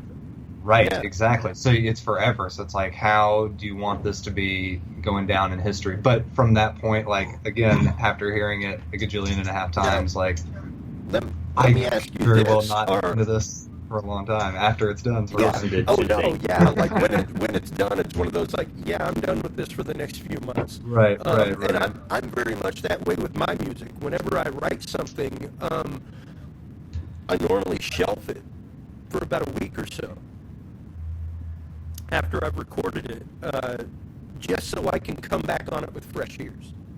Do you record That's it like important, yeah. as soon as you write it, like having Yes. the technology to do it? See, man, that would be an awesome luxury to have too, and that's just me being lazy and not having the bandwidth to do that. But like that would be awesome, like to have that fresh of an idea and get it down on tape while it's still so like we raw. kind of I do mean, you that could though. kind I mean, of a lot with of our an iPhone. practices when we're writing, we do phone Yeah. recordings and recordings to help And- kind of. But imagine if that was like a real recording. The way, well, and You know it what I can mean? be. It'd be like, because oh, you could actually use that. Right. if you Like guys exactly want, shit. I will make you this one-time offer. If you guys want, I will gladly come into your studio, into your rehearsal space, and help set you up to where every time it can at least be a usable take. Hell yeah, man. Interesting. To where Offer because- accepted. Right? Like, well, let me think Literally, about truth is, that. that was something that every band that I worked with, that's what I did. I was there, and the idea was that this is football footage. It's the same reason why the coach has a dude with the camera up there recording it, so that they can go back and watch what they did. You know, Right. when I worked with jam bands, and I got the idea years ago from Guitar World article from Dimebag Darrell, actually. People asked, you know, how they were so prolific, and wrote albums so fast and stuff like that. And he was like, I record everything. Right. Because sometimes, we'll be an 18-pack deep in the middle of rehearsal, and we hit like a 30-minute lick or a 30-second lick that was you like gotta, that. you gotta have And it's something magic, recording. man. That And was you can't like magic. recreate that. You can't recreate. Yeah, like how exactly. did I Once it even hits, do it that? hits. Like Yes. that was epic, and the only way you can do it is to listen back to it and dissect it. Right. You know, Yeah, we do And- that. It's just on the very primitive iPhone speakers, so it's Sure. like it's Yeah. good for like. And sometimes it's I guitar remember heavy. how. Yeah. It's a decent reference, and I pride myself on the fact that even outside of my electronic music, anytime I've written an acoustic song or a song with lyrics, it's always been recorded. Even if it's just a scratch recording of me and the guitar, I have chords over words, and I want to remember what those chords over words sounded like. I want to remember the percussive rhythm I was playing on the guitar, the little hammer-ons and pull-offs that I did on it and stuff like that, because I'm not going to notate that shit. I don't have time to notate that shit. Well, that kind of goes into like a question I had was like, how many of you guys like, you know, like the stress of the studio recording, does it affect your actual creativity in actually getting it played, you know, while you're playing and stuff like that? Like, you know, you create it, you know, when you're together in a room or, you know, without the stress of the recording, but when you go in to record, does that play a big part of, you know, do y'all feel the stress? Do y'all feel, does it affect that of your playing? The only stress that I ever feel is like, usually like the first one or two takes whenever I'm like, just want to make sure this is right. Like I want to get a good take. But like once you're kind of in there for a minute, it starts to feel natural again. I never really have a problem with that. Again, I like I like getting in there and being like, no, you should hold that note there longer, or like do something like really dissect it, sort of thing. But Right. I don't know if stress is. What about like you, the- Joey? I Like would say, excitement more. you know, more of the stress for me is prior to the studio and thinking of, okay, how am I going to phrase this, you know, this piece? You know, what am I going to, you know, I want to have a overthinking plan. it. Exactly, yeah. I want to have a plan when I get there, and that's really how I approach these last two songs, just having a plan prior to getting there and really just executing upon that and sticking to what I knew sounded good, and, you know, it just translated, you know, practice makes perfect, right? Totally.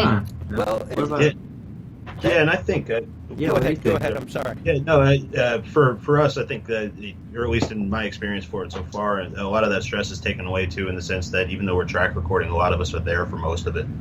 So let's say we were all there to give input, all there to listen to it, and, you know, have the same kind of vibe that we would have in an actual practice. Yeah, man. room. right. It didn't really feel that much different. It's Make more it- just like it's It's only one of us Seth playing, practicing yeah. now. Well, that's pretty. Let's fucking all watch awesome. Seth Yeah, do you practice. feel the same thing? Yeah, I was gonna say I don't feel as much stress in the studio because we do all the work beforehand. Puts a lot of it out of your mind, and it's exciting, especially playing the guitar part because I get to Right. kind of listen to the layers that are already there. Yeah. Yeah, learn everybody else's part. Yeah, if I was a drummer, I might be more stressed. I bet Zach is more stressed. Yeah, Because he's maybe got to go singing a lay it different down. tune. Right. Exactly, but I think with the process, you end up getting a lot better, just like leaps and bounds Right. better. Yeah, man. For every hour you put into the studio of recording, you get like 5 hours of practice in. Totally. Right. It kind of turns you to mush a Yeah. little bit if you Yeah. do it like Yeah. solid.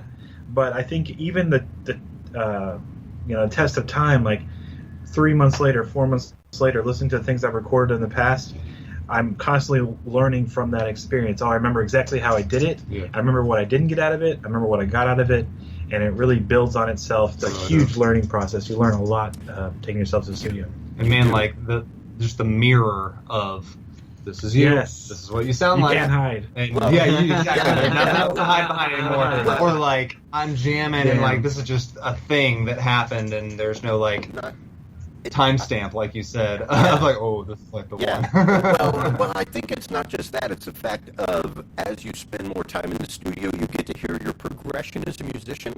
Like, I've got probably about 30 hours of music on the internet that I've personally made outside of like projects I've been in. And to go back and listen to some of those shows that I was on as an artist on KPFT in Houston on the radio on their Sunday night avant-garde program, to listen to some of my early recordings and listen to myself now, like I can utterly not only hear the progression as a musician, as a composer, but as an engineer. And I wish because like Yeah. I can go back and listen to those old recordings, and I can totally hear what I was trying to do, but did not have the technical capability that or cute? knowledge yet. to do. Right. And it's like Oh, I wish he I could go almost hit back it, but he and didn't. kind of tap that 28-year-old on the shoulder. You're like, God, I wish I could roll back time and have He what was I going have there, but he now didn't while I get was there. trying to do that. I really just wish I had a Wayback Machine, and if I touched myself, that that the whole universe would not end. Because I'd like to tap myself on the shoulder at age 28 in the studio and go, "Hey, dude, turn the knob this way." It's gonna Right. be okay. Right. Just give it 12 years, I know and it you're sounds gonna knock crazy, it out. but do this. Yeah, That's part of, I think that's kind of part of the process though too, is like again getting back to like the genuineness. It's like that's Right. where Yeah. you were at that time, and like Yeah, it does. I bet if you gave Paul It's like a McCartney time that capsule. option, he would go back and fuck up Sgt. Pepper's, and like everybody would hate him for it because Man, he was everybody's improving it mad to right his now ear, about but this like Yoko thing. everybody else is like, "What are you doing?" If that was really Yeah. wrong. If Paul was still alive, exactly. This is not a conspiracy episode. It is now. It's now. We're Reptilians. derailing. We should talk about this off- next week with Chris Oglesby. Let's talk about the fourth dimension. It is one of those things that, like I said, for me, I found at least like whenever I'm recording my own music, whatever, man, we will be in the studio for like 12, 20 hours, whatever it takes to get it done. But to be a studio engineer for me was soul draining. Oh my God, I bet. To I was try, wondering how that's. and at the same time, a lot of studio engineers I know, to do live sound for them is soul draining. And a lot of why I do what I do with corporate AV and things like that is because it's high dollar, it's high budget, and we got one chance to get it right. Just like when I was on broadcast, like there are 1,000,005 people watching right now, and we got one chance to get this right. If we screw it up, it's screwed up. Right now. Ooh, damn, I'm getting stage fright. And when you're yourself I mean, Yeah. even the event I'm working right now, like as of tomorrow afternoon at 1 p.m., we will have 35,000 people at our event. And if my playback doesn't go properly, everybody's experience for that moment is ruined. Right. You No know, pressure, if though. I'm not on point, Sure. That kind of drives you, though, And you right? get a nice it little does. email. It does. It sharpens your skills. It gets you in that Totally. zone of like there is you no honest. chance for mistake. I think I learned that lesson really early. Actually, I was in a Explain couple of that. groups in my high school talent shows that the sound production or whatever, I had messed something up on my own end, and Sure. like, literally my guitar didn't come out to any of the people out there on stage or out in the man. crowd. Well, or anything these like things that. happen. Yeah. And they happen. So senior year, when we finally came prepared and got it all worked out, we won. Right. Yeah. It's Because progression. people could You're hear what gonna you were get doing. better every time. And I couldn't hear the dude, but by looking at that dude, I could tell he knew what he was He's top doing. tier, man. Like, we'll wait till next year. Look at that finger Look at play. those fingers. He knew what the fuck he was doing. Because I was talking to a friend of mine last night, and we were talking about nightmare gigs. It comes up in the industry. You know, you talk about the gigs that just Was it go on Elm horribly awry. Whether it's like a gig that I worked 3 weeks ago where I was doing a load in at a hotel, and this company out of California came, and I guess whoever advanced the gig, and like came 3 months ago and checked out the property and saw the hang points for the truss and all that, did not manage to go down and check out the loading dock and realized the fact that the loading dock was made for a 43-foot refrigeration truck, not their 52-foot trailer. Oh no. So, yeah, load in and load out became a lot more difficult suddenly because we had to unstack 18-wheelers full of gear on the street and carry it upstairs and, do things without the courtesy of a Just don't cargo go out the elevator. viper room because I'm walking in there. All right. Sounds like a typical Saturday night, really. It is, yeah, exactly.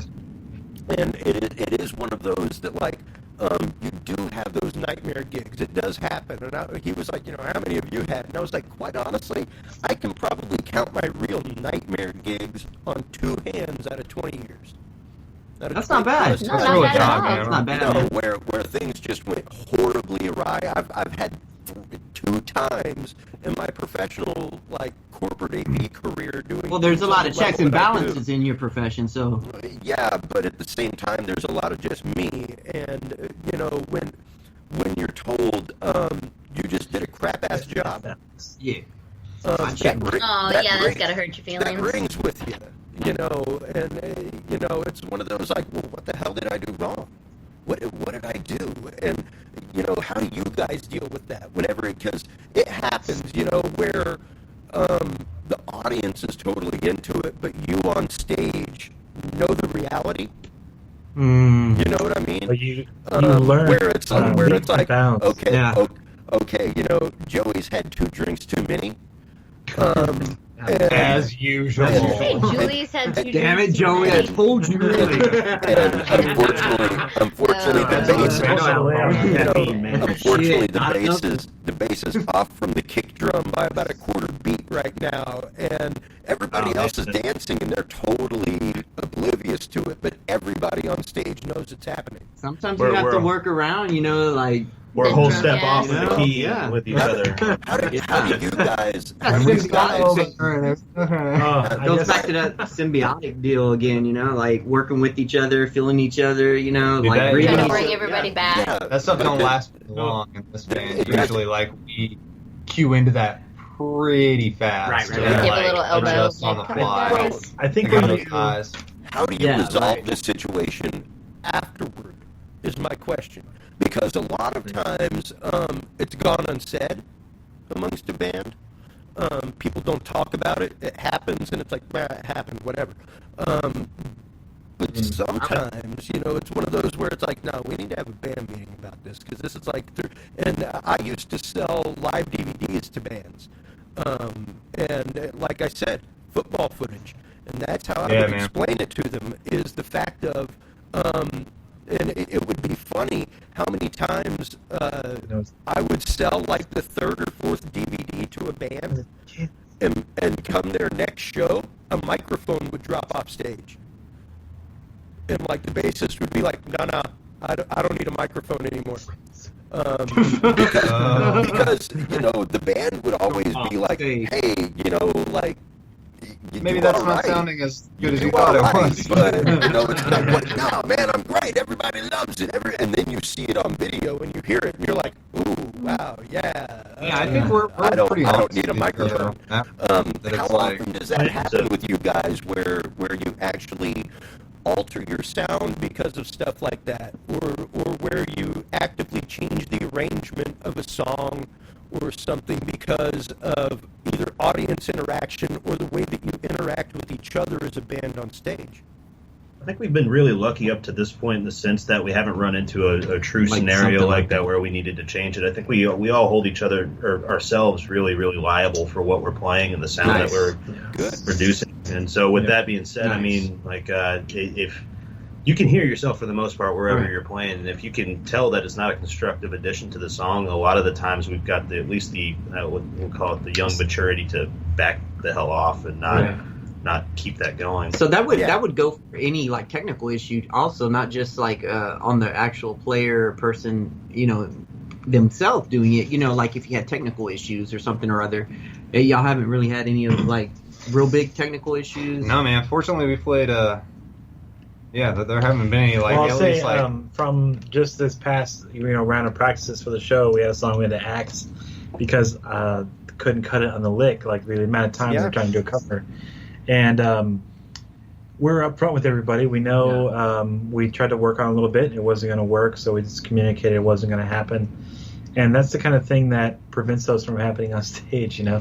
If I have too much of Yeah. an ego, you're like, oh, I'll get it. Right. And maybe Yeah. some point in my life I would have said, oh, I'll just practice till 3 a.m. every night till we do it. It's no big deal. But we But that all wasn't going to lives. happen. We all have jobs. Correct.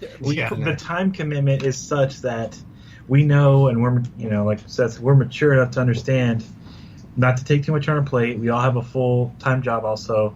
Yeah. And if it's not working out in a lot of times, adjust. That's part of playing on the kind of music scene here in Austin. Yeah. You have to adjust on the fly to a lot of things, including things that are not technically working for you. Totally, man. And Yeah. that will come that we have a technical problem on stage. But Right, like, right. I mean, I actually never It's like inevitable. that, and I blame that on the sound guy. Like, that's not me. Hey, I will admit, I'm doing my job. We love that. I will admit right now that Shakuhachi Jones, when Going with the beat or something, Every- you Right, freestyle right. a little bit until something happens. Yeah, yeah. Maybe I think Well, that gets back to like the preparation. Singer announces he's going into the next song or whatever. yeah, and I mean, we had it happen once. I mean, every show that we ever did with Shaq Jones was live streamed to the internet with Can video. you say the whole name just for my pleasure? The whole each time that- Shakuhachi Jones? It does. We've got It does. Factor in Just, there. it is just kind of like melted butter in the ears, isn't it? It's silky. It's nice sounding. That's why I want to hear it every time. And just I'm to big give you fan the of story Gabriel. behind, that name. Totally. That was me and my buddy Wes had gotten together and. I got the link. I Googled that. I literally met him on a corporate gig. We were both called to go out to Horseshoe Bay Country Club out near Marble Falls and do a teardown. And it was I think just I've the two gone of up us. there. We had a couple rooms to go tear down, and it was his first time meeting me, my first time meeting him, and you just start talking. How'd you get into it? What are you doing? What do you do? And we started talking about music, and he was like, "Oh, well, what kind of music do you make?" And I was like, "I make a lot of really avant-garde stuff that's really more in the realm of like I do a lot of brainwave frequencies in my music in the background, and just really strange, There's odd a genre. stuff." It's called crazy shit. We'll call it Prague. stuff that arrangement and composition wise, the way I explain my personal music to most people is imagine watching a sci-fi or horror film with no words, only sound effects and music. Cool. That Actually, would be Yeah, that would be that's the really cool. equivalent I think that's of really what cool. I make. Like an exercise in Yeah. your songwriting almost. Yep. Exactly. And I mean, most of my pieces range between 8 to 20 minutes. Stuff Yep. like that. So it's one of those like you better have an attention span. Yeah, we I- approach things a little different. Yeah, well, yeah. I mean, you're much more, and it was Sorry, we're done. that's Freebird! that is what birthed us. Well, you say Freebird. That's a 7.5 minute long song. Yeah, That's one of those songs that on the radio I have a few of them we like got a that couple. in Hotel California, and you Wings for know, Marie, like 2 songs in one. Frank Zappa's Yeah. version of Freebird. yeah. And I even my old jam band Everyone said it's guitarist. Even my old jam band guitarist that I used to work at used to tell me all the time it's so entirely hard to write an original lead lick without ripping off Freebird somewhere. Because it ran the gamut from ballad to like pump and rock, you know. Right. And Well, say it like it was. I'm sorry. Go ahead. I know I'm watching you on delay on Skype, so I know I'm jumping the gun on you. No, sorry, dude, That's okay. But Yeah, you got it. everyone talks about guitar lick playing lead guitar Everybody. and how you stick on pentatonic scale. No, but that's what Stevie Ray Vaughan made a legend out of, is playing the pentatonic scale and just playing it better than everybody else. All right. Totally. You know?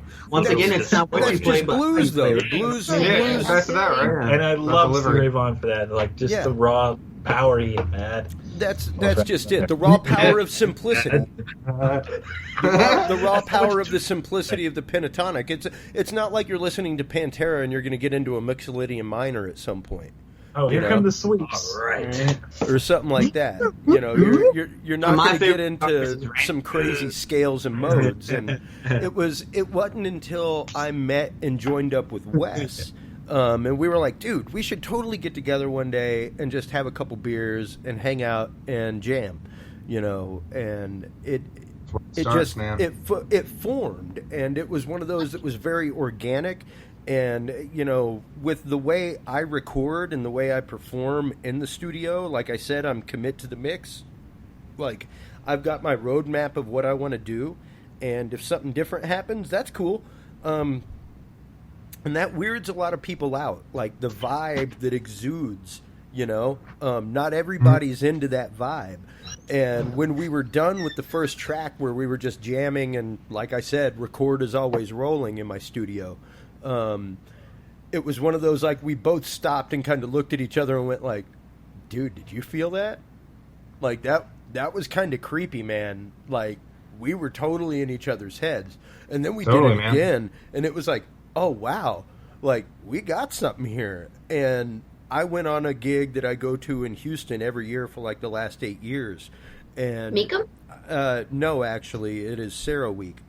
Huge oil and natural gas world convention, and Interesting. yeah, My pretty brother's wild. in the industry. I've put microphones on Henry Kissinger there, and I've put microphones on the president of Mexico there.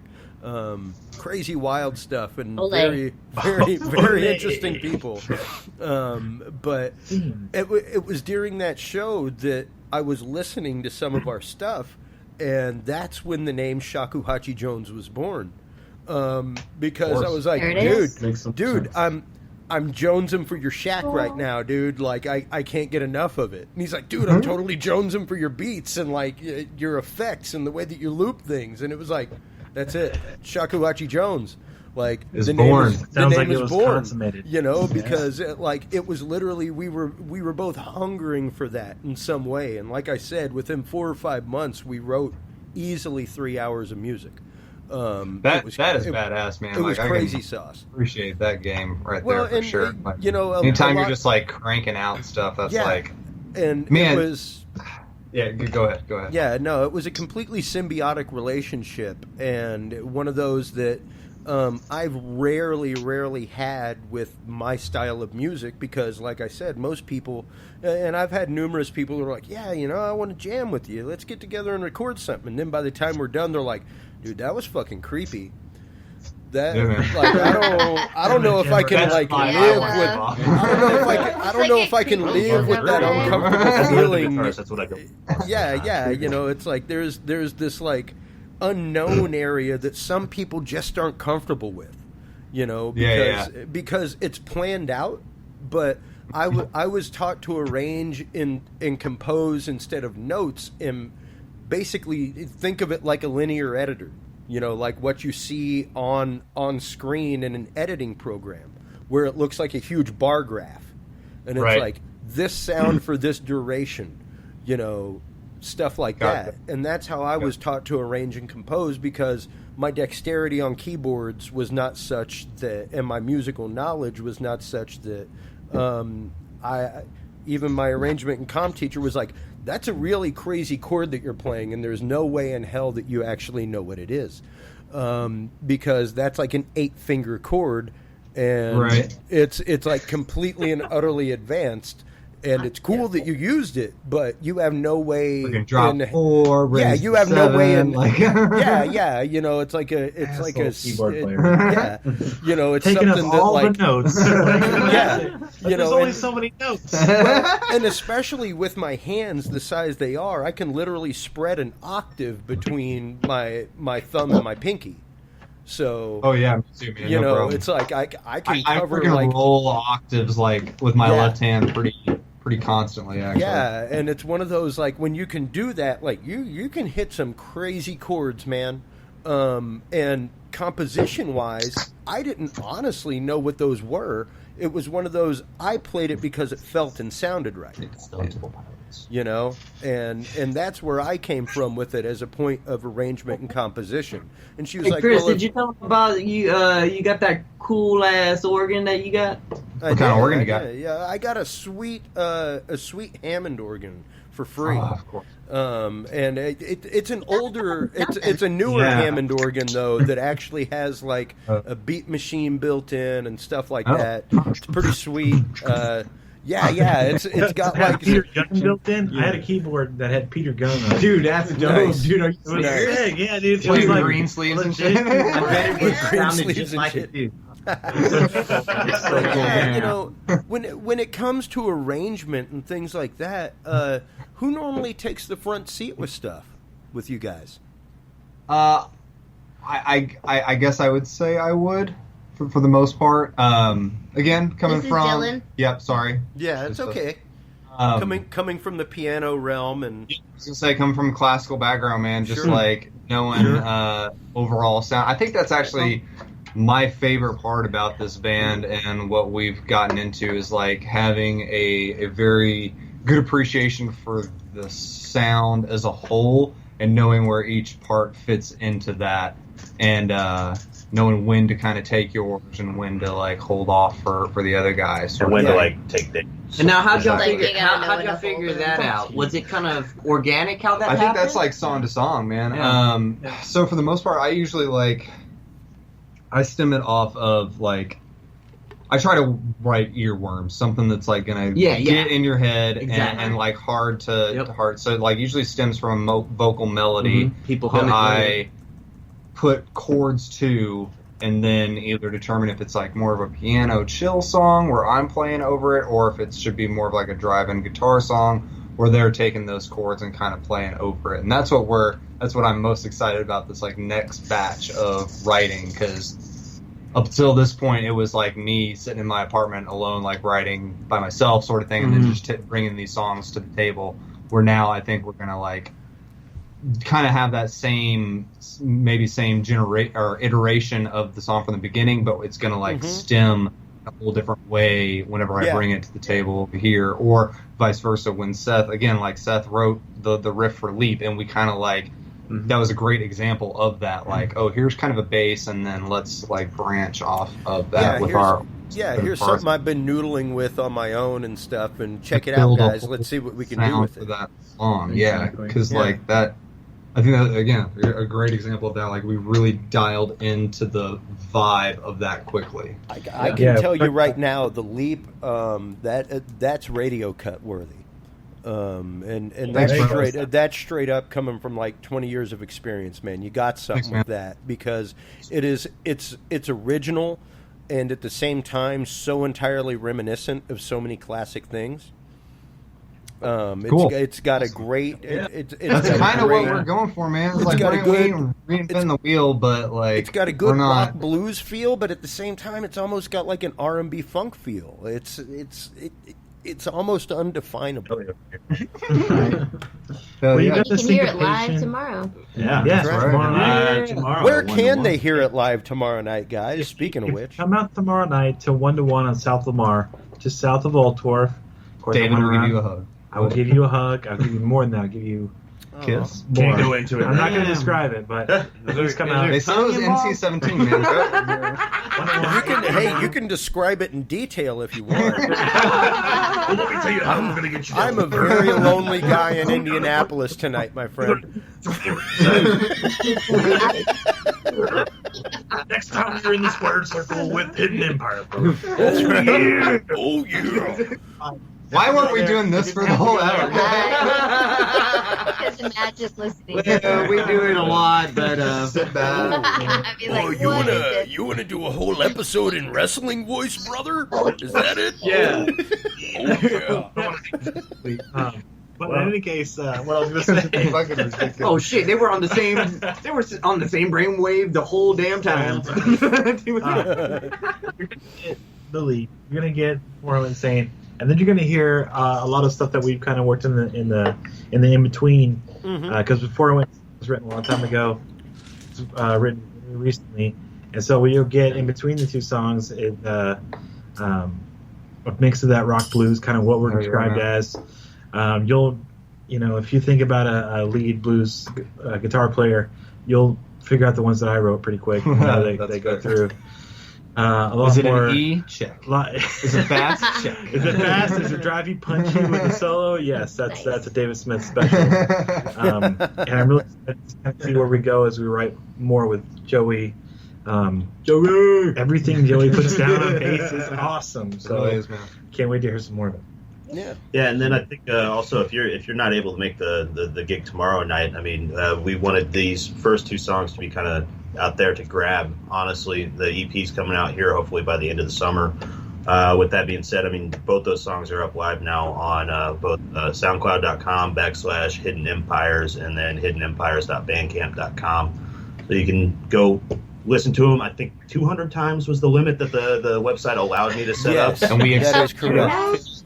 that entire That's 200 awesome. So people Yeah. can't buy it at this point. It's just a listening to kind of a situation. Yeah. I mean, we thought about putting it on buy, but honestly, I mean, for these ones, Yeah. we'll give you these. You buy Yeah. the EP later. That's Well, right. and Nice. I love that's just it. I'm a big fan, and we did it with Shaq Jones, where it was like, we debated it, and it was like, no, man, like I want everybody. I have the Grateful Dead mentality. If you wanna give my music away to people, feel free. Like I want to let hear it. let everybody know about my music. Give it to everybody. That's really easy to say early on when you're like, hungry for people to Sure. hear your Well, stuff. Come Napster and Metallica gets all Well, hey. butthurt about their stuff back in the day. But I Wars in think, the Supreme Like, bitch, you Court. better have my Right. money.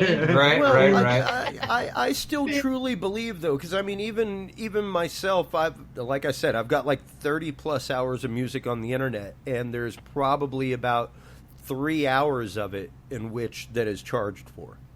Right. The rest of it is go listen to it, enjoy it. Well, Let man, me know first if of you all, liked it or if you're- didn't like it. Like one of my If best you're- reviews ever was early in my career being on the radio as a guest once a month in Houston on that local avant-garde program on Sunday nights that was like 10 to midnight, and I remember one time my dad tuned in. I was like, hey, I used to go out and help my dad like fix up houses and rent them out and stuff. And one Sunday afternoon, I was out helping him. I was like, hey, you guys, while you're having a couple beers tonight, check out the show, And I went the next week to help him build a deck on the house.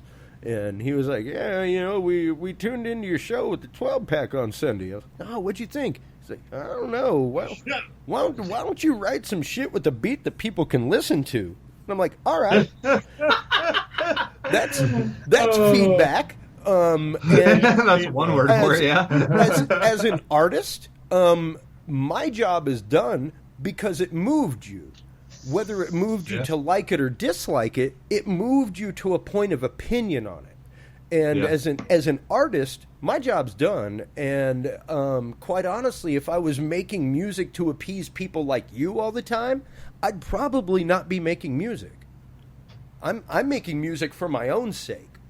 Like I make music because these are the sounds I hear in my head, and I have to get them out. Otherwise, it'll drive me nuts. Hearing these layers of music all the time. So, like for me, it's the fact of it's an artistic expression, and if it moves you, whether it be positive or negative, number one, I want the feedback. Give me unbridled feedback. Let me know if you hated it, loved it, whatever, because it lets me know it moved you somehow. And that, to me, is job as an artist done. You know, whether I sell it or not. Like, I don't know. I never really had the mentality of, I guess it was one of those, like, I never had the mentality of, I'm going to make millions off my music.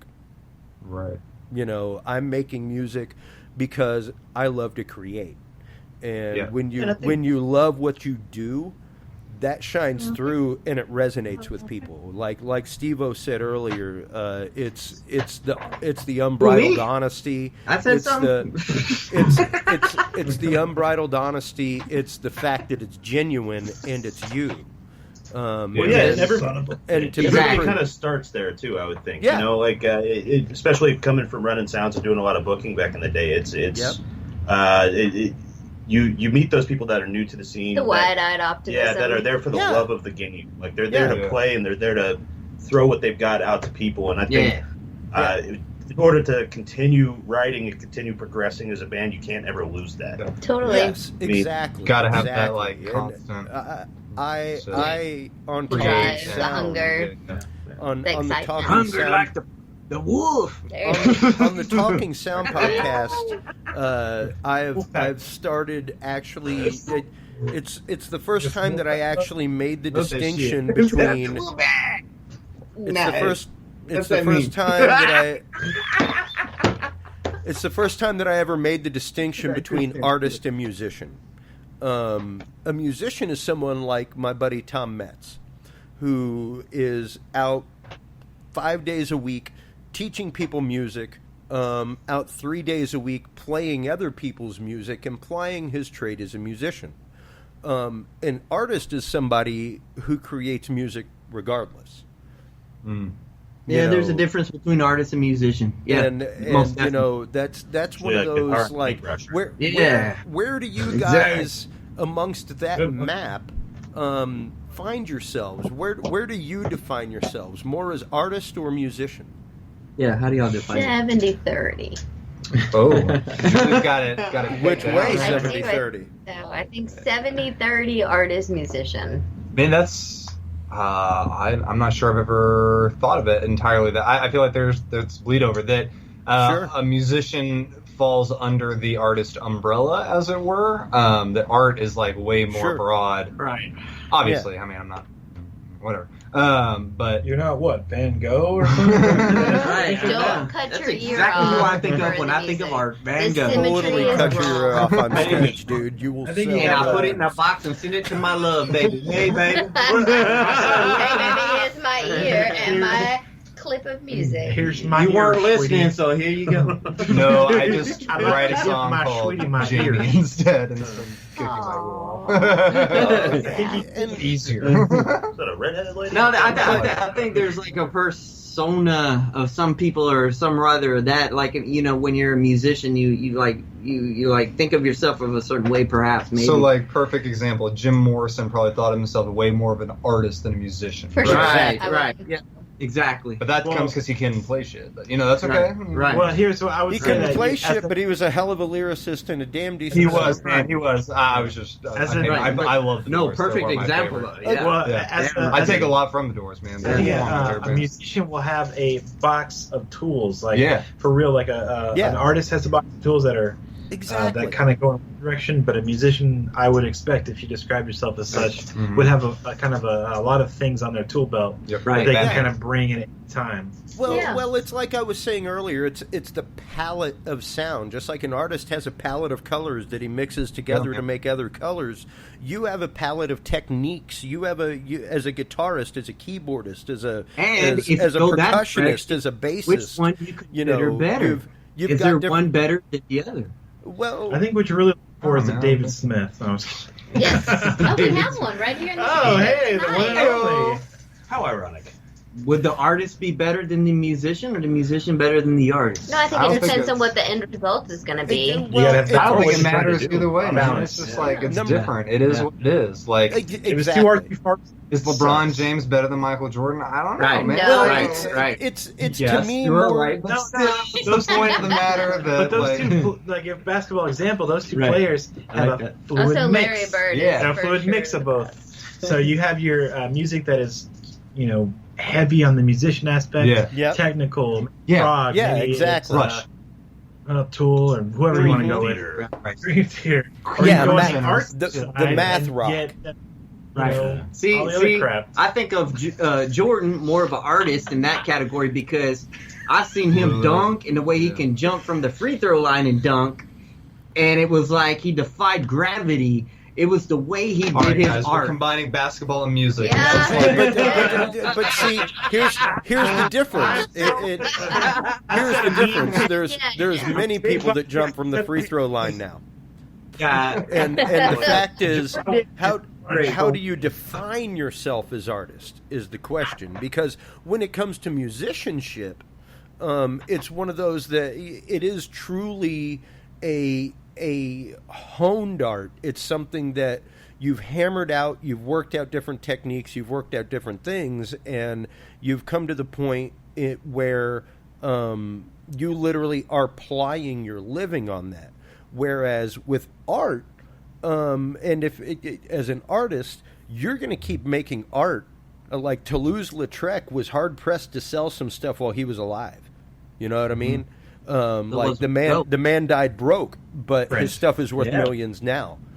And the question is, are you creating something that is for perpetuity, or are you creating something that's just on the crest of what's happening right now? And there's a lot of people that are bands and musicians, and they're just creating something that's on the crest of right now because that's what sells. And then there are artists who are like, like prime example, Grateful Dead. They were on the Warner Brothers label with the Mamas and the Papas, Right. Frank Sinatra, Tito Puente, stuff like that. And you're just naming a few. Yeah, there's totally tons, different. Like, and even the manager of Warner Brothers Records was like, "What the fuck do we do with these guys?" Like, they would send them letters like, "Okay, guys, like seriously, we need an album. We've been working. Hey, listen, man, we're working on it. We can't rush this. Like, it's not They something had an that album. we can." You just put a microphone in the middle of the crowd. And their first album, Ox Moxoa, was one of those that like only a few people listened to, and it was like, "Oh, here's our album." They're like, "What the hell are we supposed to do with this? Like, how do we even market this?" This Right. half of this, according to most principles of modern rock selling, is not sellable. Right. And then after that came Working Man's Dead, and that was much more along the like bluegrass blues line, and it was like, thank God we have something that we can We sell can do to the something. masses, but it took them a long time to be able to get out of that artist, and they still maintain the artist point of view for years, Right. which is That never why went away. they focused much more on their live stuff than they did studio. But for Right. me, it's the fact of artist and musician can go hand in hand, but at the same time, they're a little bit different, because the artist is going to do what the artist does regardless, whether Right. you make money or not. Right. You're gonna go out and sell your pants to buy paint. We're all holding You know what I hands mean? now. Yes, We're gonna go in hand- the studio, all we of the are hand in artists hand and right now. musicians and I are holding hands. I think the table is lifting off the ground. If only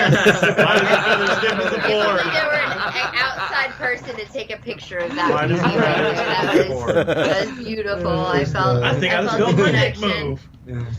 Well, and that's just it. Like for me, listening to you guys' stuff. No, I've had that. You know me personally, Chris. I mean, like you've had that before. Like when I run into other musicians, not naming anybody, and I've got my style, he's got his style. You know what I mean? Like I'm gonna play the way I feel, whatnot. And I get criticized or something or other, like how I play or something. Oh, you should play this or you should do that instead of that or something like. I'm like, well, that's my song. That's how it's written and that's how it sounds. And well, if whatever your teachings taught you to say that I should play, well, that now changes my song, So yeah, but the real question is, are you? And this comes in even with bands, and even with you guys. The question is, because it's something that I had to deal with Shakuhachi Jones and with Wes, because it's one of